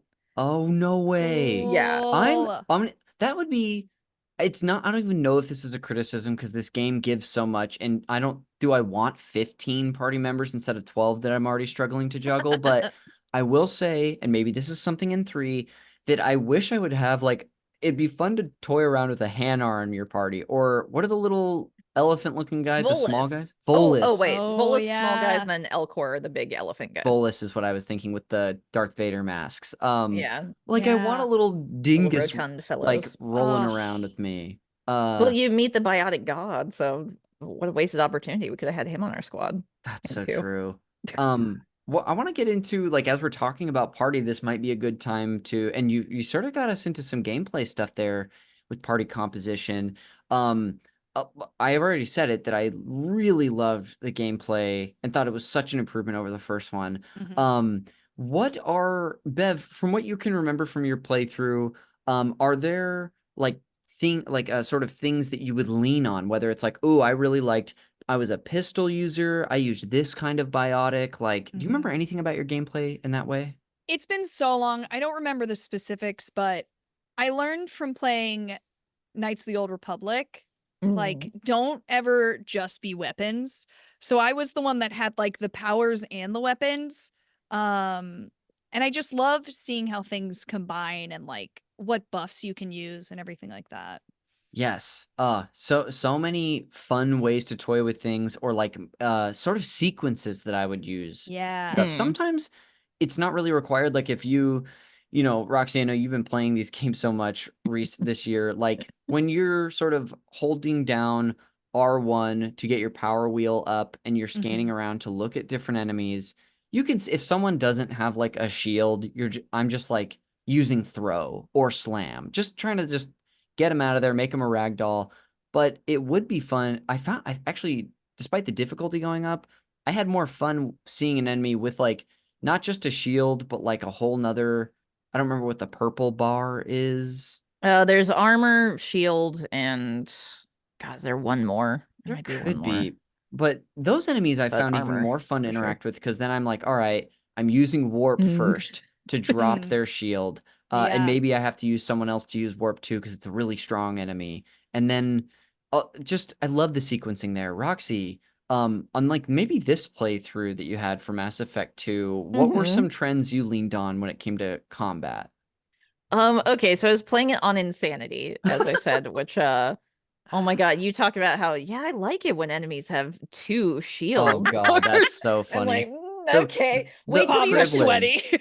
Yes. Yeah, just I feel like I went into flashbacks, imagining that Praetorian fight you on have Horizon. PTSD. Yeah, oh my God, like husks. I would agree with you, aside from things like the husks and the Praetorians. Husks, there's so many of them. You're Yeah. used to just being able to like punch them. They're supposed to be like nothing. Well, hey, what if they had armor? So then they don't stop coming at you. And then there's just like a million of them crowding around you. And you're waiting for your powers to go up or trying to punch, but then you're stun locked. Yeah. It's, oh my God. There's certain points where it's just like, That's crazy. that maybe could have balanced that for harder gameplay instead of just adding bars to it for that. But all that aside, this game introduces like more cover kind of objects and ways Yes. to use cover, which I have a love-hate relationship with, because sometimes it's like, I want to run through this area. I don't want to sticky on this thing, so then I get like shot or like delayed. So like the cover system still, like even with Legendary Edition, they didn't completely like fine-tune that, but some of that is just the game itself. Yeah. So like that's something that was just like, man, it's killed me so many times because basically I got used to being able to not have to be completely behind cover. As an adept on Insanity, you get like shot once and it's basically like you die. It feels like it's almost like a one-hit kill. So you have to be so much more strategic about it. But that's again why my party makeup was so important. So having Garrus, who is like a sniper and tech focused, whereas I'm like an adept and have complete biotics, was a really good setup. And then having somebody else to complement us. Morden has a lot of abilities that are good for that. Other characters who have biotics, because there's combos as well in this game. So like this introduces combos. So you can like use what is it? The black hole one? What is Synergy? Or sorry, singularity? Comments. Singularity, yes, thank you. Like you could have singularity and then hit that with warp, and then it will do an explosion that will take out more enemies. Or if you've got like several enemies in singularity, you know, you can hit them all at once. So it introduces a lot of like cool tactical things you can do in that way. Which I felt like if I didn't have that, I would have fucking died. And also, man, one of the hardest missions is Morden and the Garrus Archangel missions super early in the game. If I did not have Reeve from like inheriting it from Samara, because I had played through 2 once, so it was like technically like my second playthrough, so it gave me like a bonus ability. If I did not have that, I don't know if I could have made it. Because enemies like the Vorcha regen their shields and their armor and their health so quickly, so if you don't kill them fast enough, they're just going to keep regenning. And I think that's one of the reasons that got Mikey so early playing this game. He's only streamed it like once or twice, but I saw him streaming that part of the game. because he was playing as a soldier, I think, and you only have Miranda and Jacob, I think, by that point. Oof. So like Miranda has an ability that can like kind of halt their regen. I think Warp does it. Like I don't know if Jacob does. So it makes that part one of the most difficult parts in the game, especially if you're playing on Insanity, because everybody has boosted health and shields and stuff, which can just be like so tough. Anytime I saw a Vorcha or like a Husk or something, I was like, okay, I'm in for it now. Yeah, Ugh. dude. And here I am like, I like the 2 shields. No, I but that's love this. fun. Like normally, Yeah, I really wouldn't. disrespectful, Connor. It's just so Honestly, the I wasn't gonna privilege. say anything. The audacity. But Roxy, I that's wanted really to cool how there's different play styles like that. Yeah. Because normally I would just Yeah. play on normal because I don't really Right. care about that. But I was like, I'm gonna challenge myself because I Yeah. am doing it for some reason. But it's so cool that it like opened up this whole other aspect of the game for you, Yes, where you it had did. to create a strategy or die. Yes, it was like playing it in a completely different way, which was really Yeah. fun after having played the game several Yeah. times. that And is other fun. ways. So, Like at least for the- replayability, they got it nailed. I love Yeah. that. I love that there was Yeah. like, yeah, it wasn't just like, just turning up the difficulty. Strategy really changed, and that might be a sign of a good sort of difficulty slider in a way. I like Yeah. normal difficulty. I definitely died like a handful of times throughout the game, maybe 10 times, and some of those were just like moments where, like Roxy was mentioning, where I thought I'd be Like with cover or something. yeah, I'd be like running, think I'm gonna run by cover, but then I crouch right in front of like a mech or something. Yeah. Like, yeah, that's what I wanted to do. Yeah. Sure. But then plenty of times where like there was one fight too, I think, where you go where the Illusive Man, sends you to that collector The collector ship, ship. and he, then Giving he me war flashbacks, Connor. you Yeah. you mentioned it earlier. You were like, oh, and he acts like he says, well, I knew you could handle it. Yeah, he Yeah. like fakes a Turian signal. It's Come like, dude, I'd do it on. anyway if you told me what it was. Yes. Like, why the deception? You think I wouldn't do it if I Yeah. didn't think I was saving people? Like, Yeah. I'm a trying very to do trusting this. person, and I was like, oh, maybe this guy is bad. Yes. That was So- like Because my moment. I it's was like, like the against his colors own were evil. I purpose. should have seen it then. Yeah. Yep. So that moment, well, that section was the hardest part of the game for me, where That there- is the hardest part of the game. Oh, like interesting. That, yes, the collector ship and specifically the beginning of Yeah. it. That and the Praetorian fight on Horizon are like the hardest points of the Oh, entire yes, game. yes.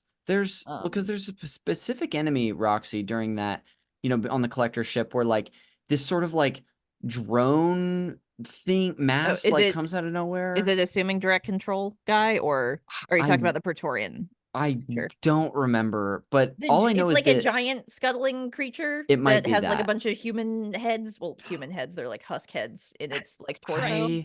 I honestly, it's been a few weeks since I did that mission, so I can't say, but Or all- is it the ones with the beam cannons that hit you from like a million miles away? it might be that, but Was it a boss enemy or regular enemies? I guess. Sorry, I think should it have was- asked that first. I think it's the only one I interacted with in the game. It didn't position it like a boss, but it so it may have It been. was. Okay, yeah, it Could have was. been. Okay, yeah, it had to be the It was a Praetorians then. boss. Okay. Those things, oh my god. Dude, Yeah. Well, They are tough even on normal difficulty. Yeah, I think I died like 7 or 8 times, and then I finally decided to actually move around the room. Yes, it forces you to do that. And it Yeah, turns yeah, out yeah. that was a viable strategy the whole time. Oops.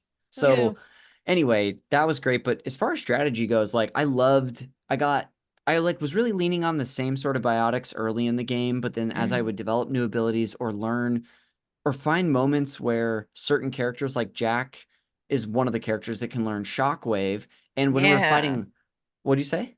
I was just saying, yeah, Oh, Shockwave's yeah. really good in 2. They kind of nerfed Yeah. it in 3, but Shockwave is Oh. great in 2. It's one of my Especially when faves. there's like a row of husks, I aim for the Yes. back one and it Oh. bounces through all of them. So that was huge. Great. But when it comes to weapons, Roxy, I struggled so much at the beginning because Oh, I was no. such a sniper boy. Oh yeah, in and the yeah, you're first. playing Adept. You don't get that anymore.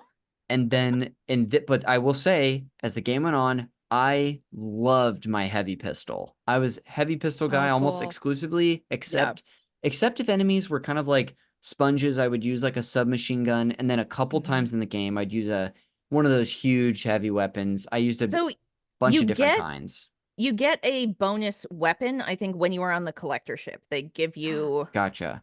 a bonus weapon that you can click or take outside of your specialization. So maybe you were able to get a sniper rifle. I got the And I Geth just chose the wrong shotgun. one. I mean, maybe I'm not sure. You choose whatever your specialization is or whatever, but I chose the Geth shotgun, and that's another thing that if I hadn't done that, I would have been fucking hosed later in the game. Oh yeah. Okay. Where like, where do they let you do that? I think it's the first collector ship, or maybe it's Horizon. I'm Yeah. not sure. While you look that up too, I have just a couple more things I want to highlight as we sort of like have a little less than 10 minutes left in this section on our internal timer. We'll say in this mission we are on a timer. And so a couple things. One thing I want to just say is that there's so many quality of life improvements in this game from the first to the second. It's so hard not to compare them, but whether it's not filling your inventory with 1,000 guns you have like in the first game that you then have to try to, just sell for money, or it takes you forever to be in a menu. That was so nice that it's not like that. You really collect a very, very limited amount of weapons. And I felt like I understood what they did and the advantages of them. I know the first game did a good job of like having sort of like attributes for your weapons, but this one for some reason felt more intuitive to me. So I love that. I love how simple the sort of like scanning and the probing for resources is, and the benefits that you get with that of like whether it's getting new armor, creating a new weapon, or a ship model. Did you liked this part too, Bev? Yes. I don't want to drive. No, yeah. Oh, and no, I don't want to drive. I honestly thought I was gonna miss it. it. I thought I was gonna miss the Mako, and I didn't miss it at all. I didn't want it. Yeah. I didn't want it. I love a shark. Don't love a car. How do you feel about the hammerhead, though, Connor? Do you like that? Wait, how do you feel about that? What was the hammerhead? There is a ship you can get in Mass Effect 2, but it is DLC. I think I missed this whole thing. In that ship, you don't use it for anything else. It's only sectioned off in that area, and it's a lot of platforming with a ship that hovers. Really? And can kind of like boost up a little bit. Oh my! Can get it another boost like forward as well. Oh my goodness! Gosh, I totally They missed that. sectioned it off though. They're like, hey, maybe like cool idea. We know that like a lot of these other types of games, like Halo or whatever, has the Warthog, so we thought we had to make one of those too. But maybe we don't. So we'll put it in its own little spot if you want it. Interesting. Well, just all that to say is that the quality of life stuff that I interacted with, like, I just loved it. I thought it made the game experience, not even just gameplay, but all sorts of stuff, so smooth. Even if like you said, Roxy, one of the huge highlights for me was how much more fleshed out and lived in this world feels. Like there was a lot of parts in one, whether it be repeating buildings or environments, that made parts of it feel very stale to me. And this one, it felt like every mission I was going on, even if it was returning to when I would return to places, I wouldn't mind because I didn't go to 40 places like Omega. Yes.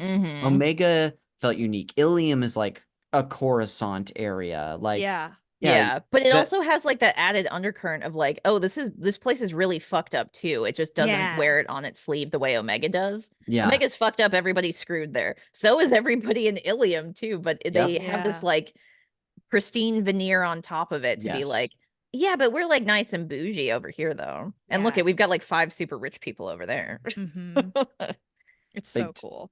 Big time. On the last moments that we have in this section too, and we will have time later to wrap up our thoughts, I wanted to open this up to each of you to, if you'd like to share a favorite moment from the game, whether it be something in a loyalty mission or a big main critical path moment. I'll kick it off by saying that I think it was Roxy who had previewed this earlier, but Kasumi's loyalty mission.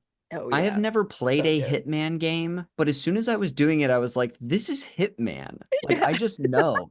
And not only was that really fun, even if it's like a very simplified version of that, the payoff of it, of, learning that her former lover has like hidden away this information to protect her. And it's like, you can kind of give her the choice to keep it or keep this info or not, or destroy it, because it could threaten her in the future. Like, it took Kasumi from being this like cool, badass, like sort of secret ninja like lady to being Cool. someone I really cared about. And so for me, that was like a huge moment. Were you going to say something about it, Roxy? I'm sorry. I gotta know what you chose though, and like why, because there's I- some really man, yeah, that mission is great, and I- then the choice at the end, yeah, I gotta know, Connor. One thing in this whole game too is I'm constantly having this battle of like, I want everyone to like me, but am I going to make the choice that's going to protect everybody? And I'm such a wiener. I more often than not am making the choice of like, I want you to like me, so I'm going to do what you want, so Roxy, we still have that transmission or whatever. Okay, you kept it. All right. Yeah. Oh no, I can already Interesting. see. So that's different than the choice I made. Cool. So I usually try to think like, what is the thing I can do to best support you as a friend? How can I be the Ugh. best friend to you? Now that's a real in that friend. state. Cool. Yeah. And in this state, like Kasumi, she is so in love with this guy that to the exclusion of all else, it's kind of like kept her from living her life and moving forward. And like even what KG says, he wants her to be protected. He wants her to move past him. Yeah. Because he knows that if she's seeing this, he's gone. So like he doesn't want that for her. And like that's so hard because she is dealing with this grief. The most important person in her life is gone, but a fragment of him lives on, a fragment of him that she could interact with. But is that really good for her? Yeah. So I asked her to destroy it because of that. Not because I don't care about the information, whatever. Sure. What does my friend need emotionally? That's what I care about. Gosh, you're so so I much asked more her mature than to I am. destroy it.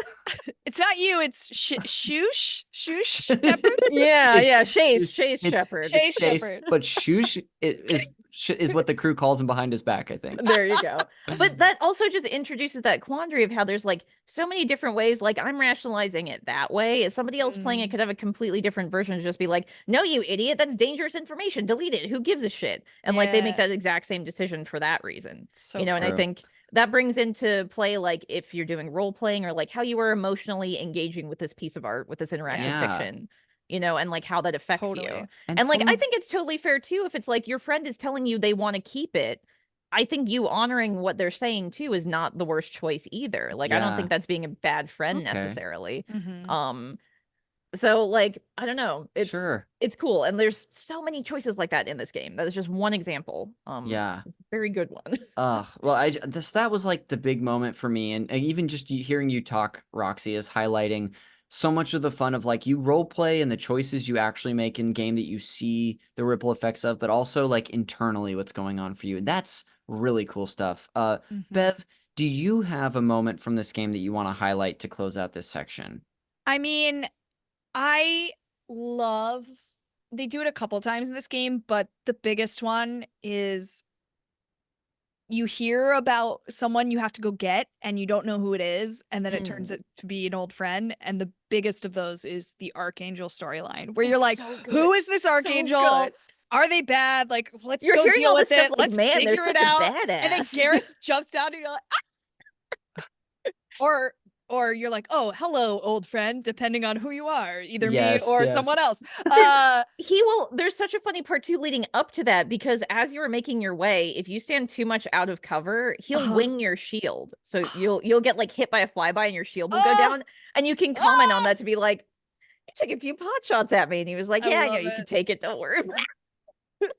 I just knew when I started Mass Effect 1, they're like, oh, you can kiss Garrus. And so the whole game of Mass Effect 1, I was like, can't wait to kiss Garrus. And then Mass Effect 1 ended, and I was like, this is stupid. No Garrus kissing occurred here. What is everyone's, going on? The second game starts, you blow up, and I'm like, I'm gonna kiss this guy.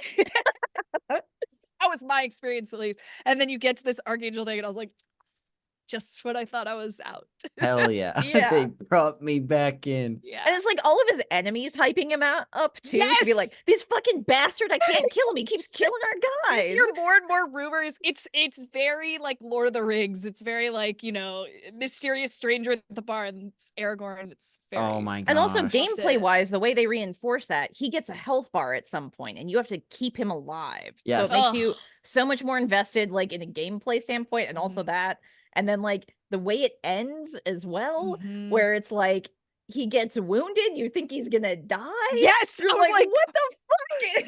I was like, do I have to go back? What did I do wrong?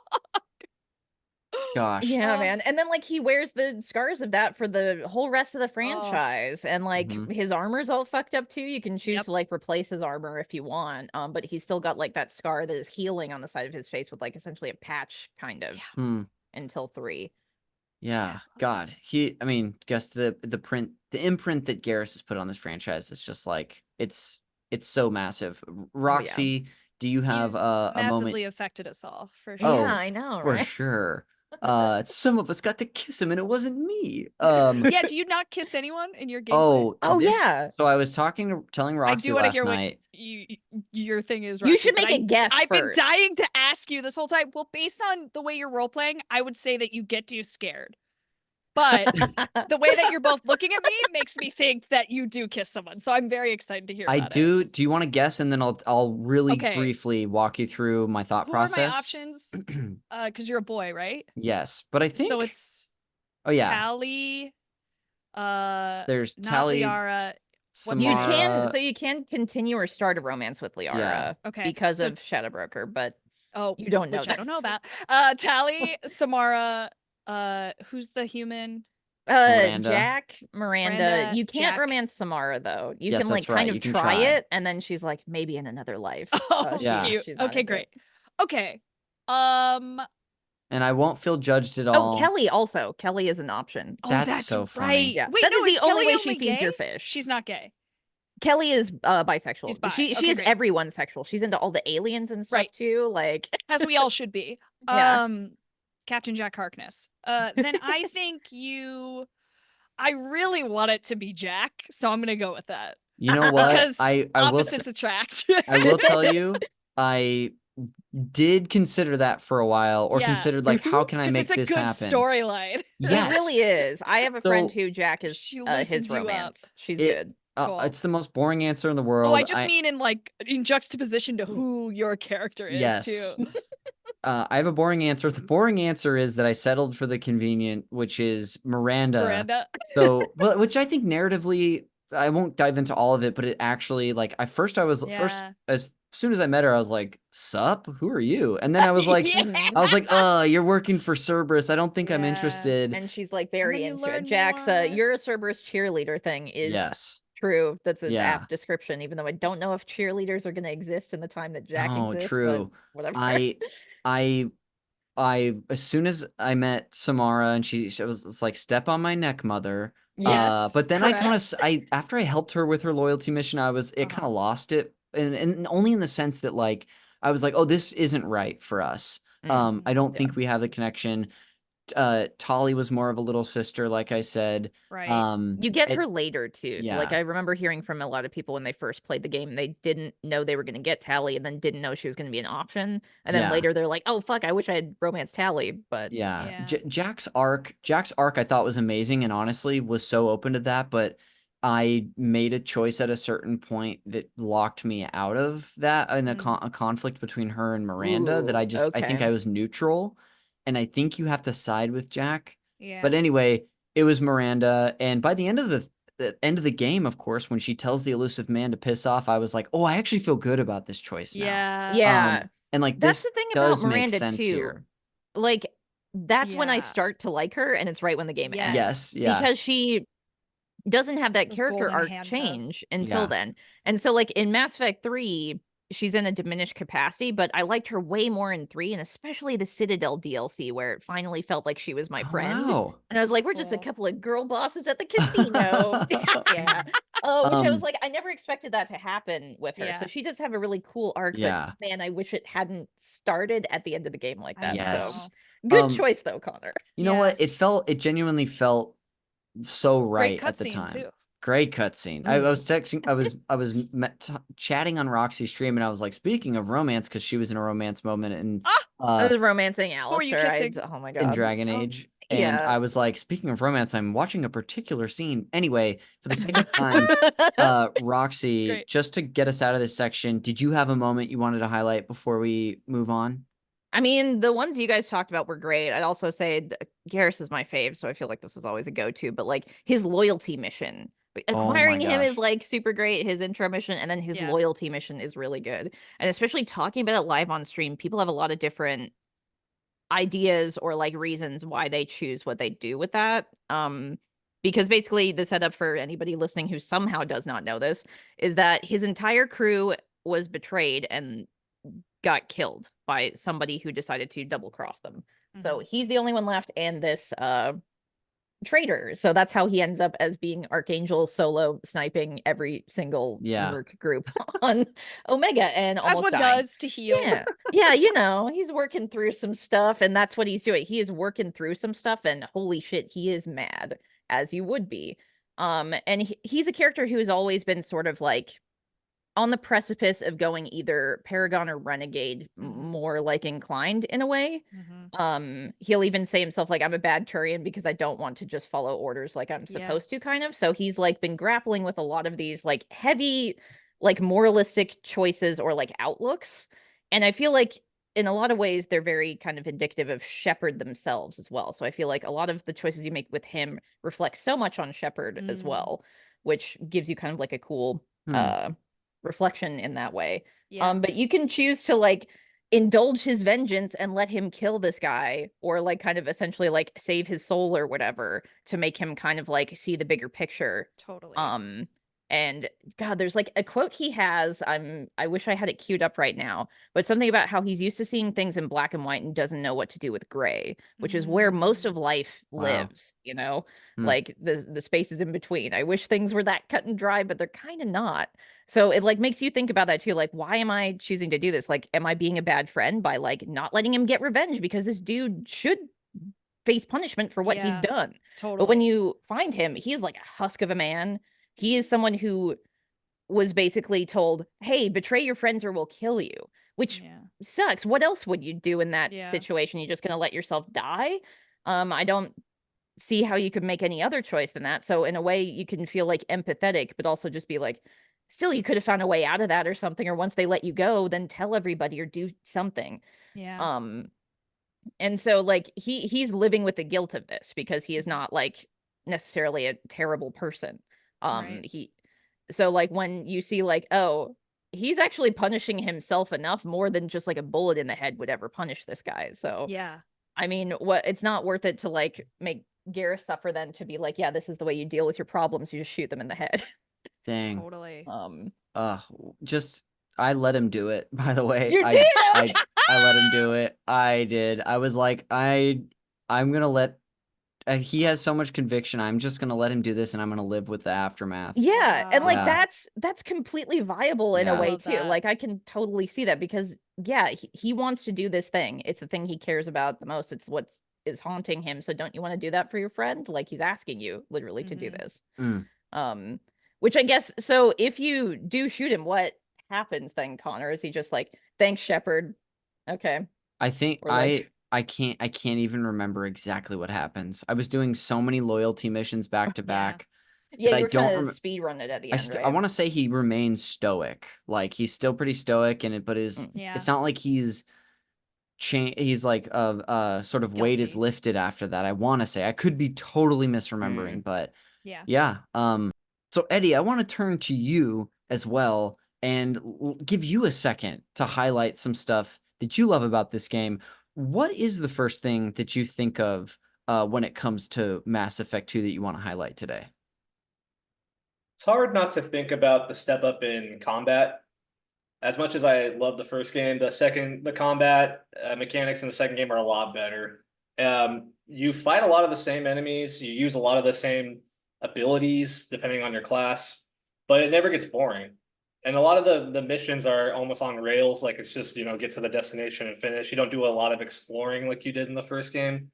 So that being said, it's a lot more fun to shoot guys and to use your abilities and use the abilities of your squad mates as well. Totally. Second thing, the squad mates, your members of your squad, they're interesting. They have cool backstories. You find out more about the people from the first game. It's hard not to think about Mass Effect 2 without thinking of the relationships you build. Dude, for sure. I want to dive into a few of these aspects that you've already brought up, because this is like, honestly, we could talk for hours about both of these things, probably. Sure. When it comes to the combat, and I totally agree with you, that was something that like I liked the combat fine in Mass Effect 1, but I loved it to the point where I think I might be repeating myself at this point, but when I would get in a combat section between the story moments, which I just, you like live for almost, I like the combat because I felt like there was almost like they had polished all of the things. I mean, they made some changes and improvements, I would say. Like, I didn't, at first I was like, ooh, I don't like that you can run out of ammo. And then after a while, I was like, actually, I kind of like this better than the cooldown thing personally. Right. I love that, but I felt like everything around the the biotics, the strategy, the weapons was kind of polished to make it nice. I think it was Roxy was highlighting the sort of cover shooting thing that's introduced, which is like mostly great. She also pointed out that there's plenty of times where you accidentally cover next to something or you mean to run by something and you cover, but Yep. for me, those are some of the ways it stands out. When you look back on your times playing this game, and I know your most recent one was 2 years ago, so you can talk about that or your original playthrough. Do you remember any strategies that you would employ, whether it was like, oh, I like to use this biotic and then have someone do this? I'd love to hear from you. Yeah, I usually try to take a biotic and an engineer type class. So Morden was a frequent flyer in my party. He was frail, but the incinerate ability to take out armor was so clutch. Yes. I would rarely use the ice one with him. I was just burning everybody with Morden, and especially enemies with armor because they could be annoying.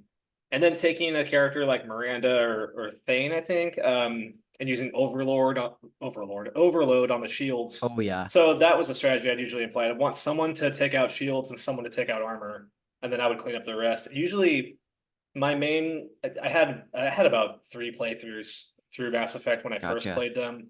I had a chaotic infiltrator. All I right. had a good, like a lawful good biotic. And then I think I had a Vanguard as well, who's kind of in the middle. And just based on what my character was, is how I would use my party. And it was fun playing it that way because you get different dialogue. Yeah. You'd hear just different characters. I think my first playthrough, I was definitely taking Garrus because I had him in the first game. So I'm like, I got to roll with my boy. Yes. And yeah, that was kind of how I would approach the combat. Okay, cool. Yeah. I mean, I'm just remembering so many little things that I enjoyed. You'd mentioned something about it feels like a lot of enemies are repeated from the first game. I think they added enough because when I think about it, and maybe it's just the way I was interacting with the combat, like for example, I think about, do you remember those drone enemies that sort of pop out sometime?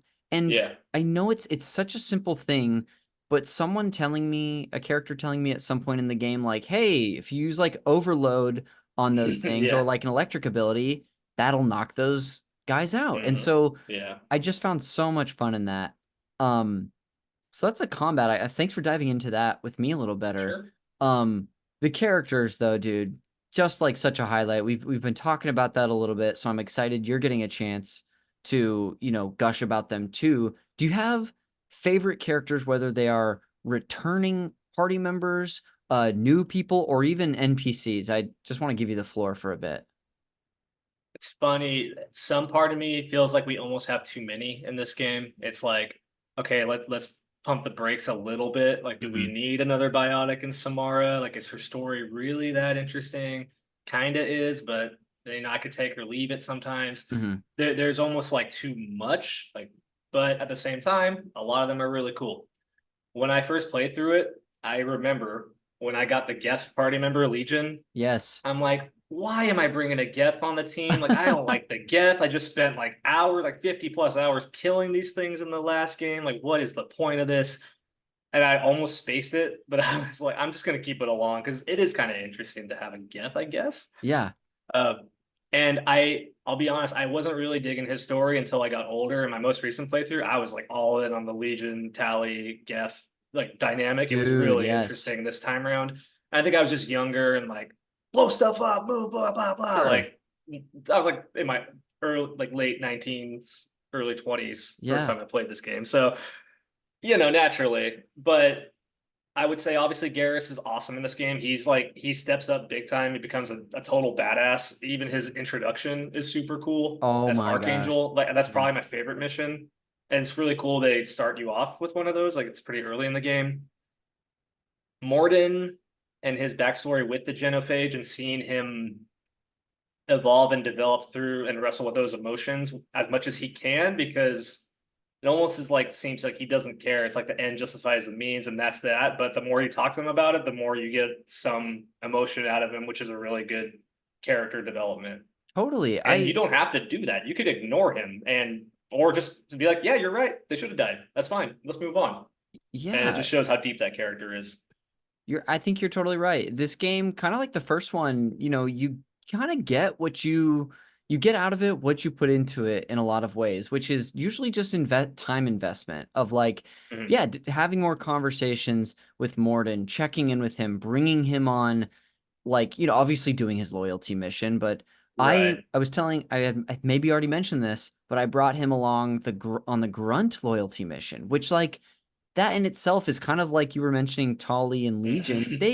It's a very interesting dynamic from like a cultural standpoint.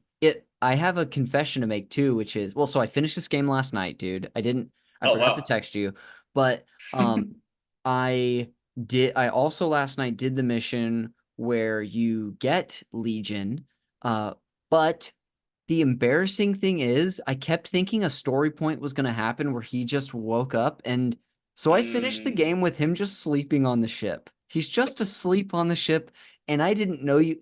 So after I finished, I went over to his area because I know he was by where Dr. Chakwas is, and then I walked over and I saw you could interact with him, and I just felt so dumb. So I missed out on like that whole dynamic and what that could mean. You missed his loyalty mission too, because he has a loyalty mission in this game. I've got to do it. I also said this.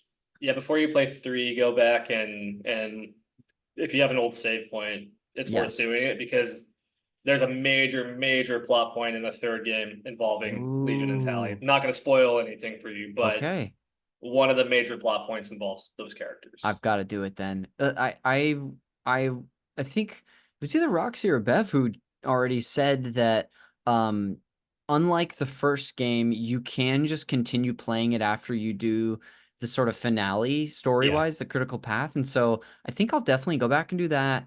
I'll see if I can get Tali on my side, because I did her loyalty mission, but I gave up her father's information. And so she's mad at me. So she's like normal loyalty. She's not loyal, which, look, I'm just going to continue the playthrough. It's not the end of the world. But Zaid also, I failed Zaid's loyalty mission where I just like, Did you leave him to die? I didn't leave him to die. I didn't even let him do what he wanted. So he doesn't. So we finished the mission and he's just like, you suck, basically. Yeah, he's so mad. He gets so mad at you. Oh, dude, that one's so chaotic. That plot point with Zaid is like, what is going on here? So did you know you could leave him to die? I didn't know that. Wow. There's a way where he goes ahead or something, and then something lands on his leg, and he's like, "Help me, Shepard!" And you have the choice of just leaving him. Oh, and my you're like, God. "Sorry, Zaid, I don't need you." And you walk away. He's like, "Shepard!" Dude, that's nuts. Oh, are we getting excited about Zaid over there? But my son wants to talk. Yeah, he's saying I'm angry because I'm acting like Zaid. So okay. We won't. No more Zaid impressions, I guess. Okay.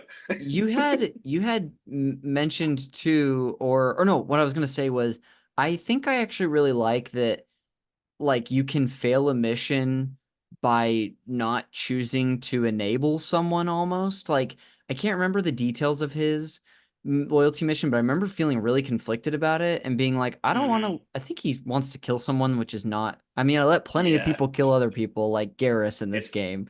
But I like that wrinkle. I think it it makes the game almost like your choices feel like they have impact for failures or successes almost.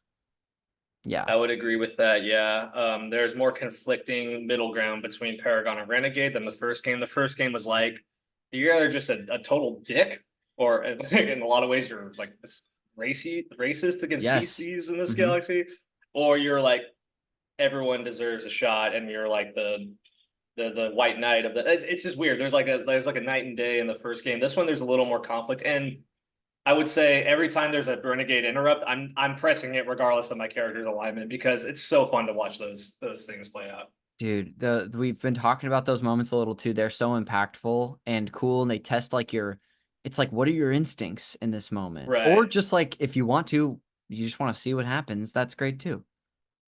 I think lastly in this section, I just wanted to give you a chance to, you maybe had already kind of done it, because you mentioned Garrus's mission. Do you have a favorite moment in this game you want to highlight? One sec, let me make sure Christopher's okay. No, you're totally fine. Melt him down, and then I'll come back Sure. with a really good answer. Awesome, I'll be here. Okay. Hey, you okay? Chris, it's okay.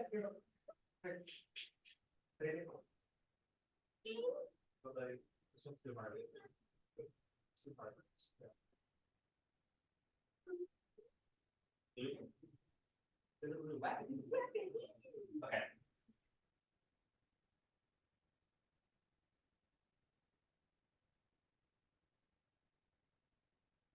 Do you want me to prompt you again, or are you waiting? No, I'm really thinking because sure. It's a good question. Well, let me know when you're ready, and then I'll prompt you again.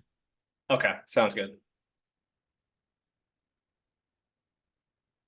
Okay, I'm good. Okay, cool. So I'll do it. I'll give that a shot again. One last thing I want to ask you before we leave this section too is, do you have a moment that sticks out to you about this game, like perhaps a favorite? I'm sure this has been mentioned, but the entire suicide mission is very, very cool. The culmination of all your hard work you put in, all the upgrades to the Normandy, and the satisfaction of, well, first off, the music at the end is probably the best song in the Mass Effect trilogy. That the song that plays all through the suicide mission, how it builds up on itself. It's just Yes. so epic. It's so grandiose. The final boss is pretty cool. It's not like the best final boss in the history of video games, but it's worthy. It's like a fun set And then- piece, I would say. That's a great way to put it. It's Yeah. a fun set piece, and then it's I love giving the middle finger to the Illusive Man and then just blowing the hell out of there. Even if I'm a renegade, it's just fun to do that to him because he's like, Shepard, he's all angry. And then the satisfaction of seeing your crew survive and they all kind of give you the nod when you're done and you make it out of there. It's like like I said, it's like you made the right decisions, you made the right choices, and the game rewards you with this feeling of like you did it. Like, Yeah. Great job. So can I share a funny story about the suicide mission? Please do it. So since I know this game so well and I played the first one, all my characters survived my first playthrough. Mainly because I knew like I was gonna send Tally in the vents because she's an engineer. I was gonna not send Jacob, he's not a true engineer. I was gonna have Jack be my biotic shield because she's the best biotic I have. Why would I not pick Jack? I'm gonna send Grunt back with the crew because he's my strongest crew member. He'll protect everybody. So to me, like those decisions made sense logically. I think I had Garrus lead the second group too, because I'm like, well, Garrus just led a whole crew in Omega, like he knows what he's doing. So just by paying attention and being a fan and like really understanding the characters, it made sense to me. So my brother, he didn't play the first Mass Effect. Okay. My brother Alex, and he played Mass Effect 2, and he was loving it. He was having a good time, and he gets to the suicide mission. He's been texting me about this game the whole time, and I'm not giving him any advice. So at the end, he's all, only 2 of my guys made it. Like all sad. And I'm like, what happened? And he's like, I'm not sure. And I said, did you choose people? I was asking him questions, and his response was, I just suck. I was like, no, not that. He's so demoralized. Yeah, it's just, I just suck, period. So poor guy. Gosh, that's so funny. Commander Connor, the Illusive Man would like to speak with you. Commander Connor, I wish I had more information for you. You're about to head through the Omega Relay blind and face the Collectors head-on to finish this podcast episode. We'll deal with whatever we find. My guess is that it'll be the Collectors, and that we'll wrap up our thoughts about the game. Despite the danger, it's a great opportunity. The first human to take a podcast to the end and survive. We may not always see eye to eye, but I appreciate your bravery. Regardless of your opinion of Cerberus, of me, of other video game podcasts in general, you're a valuable asset. To all podcast listeners, this whole high concept thing is starting to get muddy. Good luck, Commander. Just in case I haven't said it before, I don't trust you. Get going already. Okay. Well, we're back for our closing thoughts here on Mass Effect 2, finally pulling myself away from that guy. As we're here, I think, if I have my timeline correct here, then we're going to be, we're on the Collector ship right now. Yes, that's where we are. The end of the game. But to wrap up our thoughts. Oh wait, suicide mission. Yeah, we're in this. End of We're all three in the middle of the suicide mission. Great. I've got a good feeling for all of us. I think we're all going to survive. Roxy, to close out your thoughts on Mass Effect, will you just like put a bow on like your feelings about this game? Oh man, it's hard to do that. Like even just the previous segment where it's like pick one thing you want to talk about. It's like, I don't know. oh, I have one? 50. I guess just overall, this game made such an impact on me. I love it so much. It's one of my top 5. I kind of wish I knew what it was like playing it when it came out, because a lot of the fans I've run into since like my time with it were like playing it as it came out, like with the other DLCs and stuff. And I can only imagine what it was like to like be in the time when this game launched and was like such a huge deal for everybody else. And just seeing the way it kind of like upgraded the first game. But just like this more cinematic direction, the more focus on like the companions and kind of like how you can be there for them, was just like, it resonated with me so much. Like the main plot of the gameplay is just assembling a crew of misfits and, you know, going on your space adventure. And it's just like, I love that so much. The way the gameplay and the thematic stuff with the writing and just like the moment to moment conversations and everything, how it all like dovetails together into like the various themes it's trying to tackle. And we didn't even get into like the whole AI stuff with Legion and EDI. That's right. And like Joker. And like that's such a cool thing that will then resonate further down the line in this series, where we're talking about like how the children humanity creates like as AI, you know, that's sentient. What is that going to look like? And we're fighting the Reapers that are sentient robots too. And how did that go down? So it introduces so many cool concepts, so many things to springboard off of, establishes so many great characters, just fleshes out the world so much, makes it feel more lived in. You know, you get to see this gritty sort of underbelly of like crime and the criminals underworld that is going on. We didn't even talk about Arya either.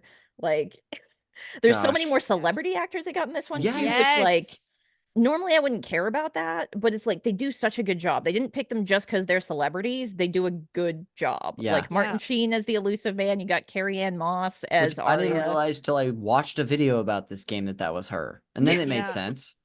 Yeah, so like it's so well casted. Everybody who was there before, like Garrus's performance, Tally's performance, they do like a huge level up from their previous stint in Mass Effect 1. Just like it's improvement in every way possible, and like it's just so much my jam. I'm so glad this game exists and I get to talk about you guys with you guys. Yeah, dude, so much fun. It rules, and it's always, I just love hearing from you about this game because I know your passion for it. Bev, for a little you, insane. Don't worry about it. You show us your closing thoughts on this game. Yeah, I mean, just such good narrative writing that is just character based. Like so much relationships built, and I think that this game, I think there are a lot of video games set in space, but none of them make you feel like the civilization of space so well as this game does, where you can see all of these species and the politics between it all, and everyone has enemies, everyone has allies, and it's so complicated in like the best way. Yeah, but like I feel like Star Wars is often touted as this amazing sci-fi thing, which it is, but it's very black and white, whereas this one has so many nuances, and we're starting to get into that with Star Wars. But I feel like Mass Effect was like out the gate. It's like, here's all the weird stuff. Let us show you the tiny things that are happening that are being brushed over by the broad strokes of like everyone in power. Like I think Caden being like, get out of here. Like, I'm not gonna go with you if he's still alive in your playthrough. Like, I think that's such an interesting take. And I remember being mad about it. I was like, how dare you? Especially Like, because you romanced him too. So it's like, you're not Yeah. going to give me the benefit of the doubt at It's least like, a little bit. you mad I didn't call? I was dead. That's like the first thing he says. Anyway, I just thought that like it caused such an emotional reaction. I was like, oh, these guys are doing some writing. I love that. Yeah. Yeah, dude, Great so genre. good too. Narrative, I mean, like, as I get into mine too, yeah, narratively, it's just such a triumph because it's not just like one critical path story that they're telling, and this isn't Yeah. the only game to do this at such a high level, but being able to do that while also give so much choice to the player. Like, I felt an impact of my choices in Mass Effect 1. Mhm. I felt that twofold in Mass Effect 2, and Yes. this is a broken record, not just from me, but so many people who've played this series. But this game is just like the leaps that it made from 1 are Totally. amazing. I enjoyed so much of it. And again, I like 1 a lot. Yeah, But I same. love this game. And it was more fun. It became a game that I not only didn't have the choice to put down because I'm 3 weeks late on this episode with the time when it's coming out, but also genuinely, it's all I wanted to play. Like, I kept Yeah. just wanting to pick it up and see how my choices were impacted. I Yeah. feel like in the first game too, I would get into combat sections that I'd just be like, ugh, combat. In this game, I'm like, ooh, I get to use my powers again. It's fun. So, Mhm. in between, both of the of the impact that the role playing has, to echo what I said earlier, with your sort of internal role play that you're doing, and the sort of your own fanfic that's happening in between the lines, it's just Mhm. spectacular. I loved Yeah. it. It's Yeah, like amazing. each shepherd feels like it's very much your own in a way, even if they look Mhm. completely the same or you're making the complete same choices that other people are making. Like, Totally. it feels very personal. Absolutely, it does.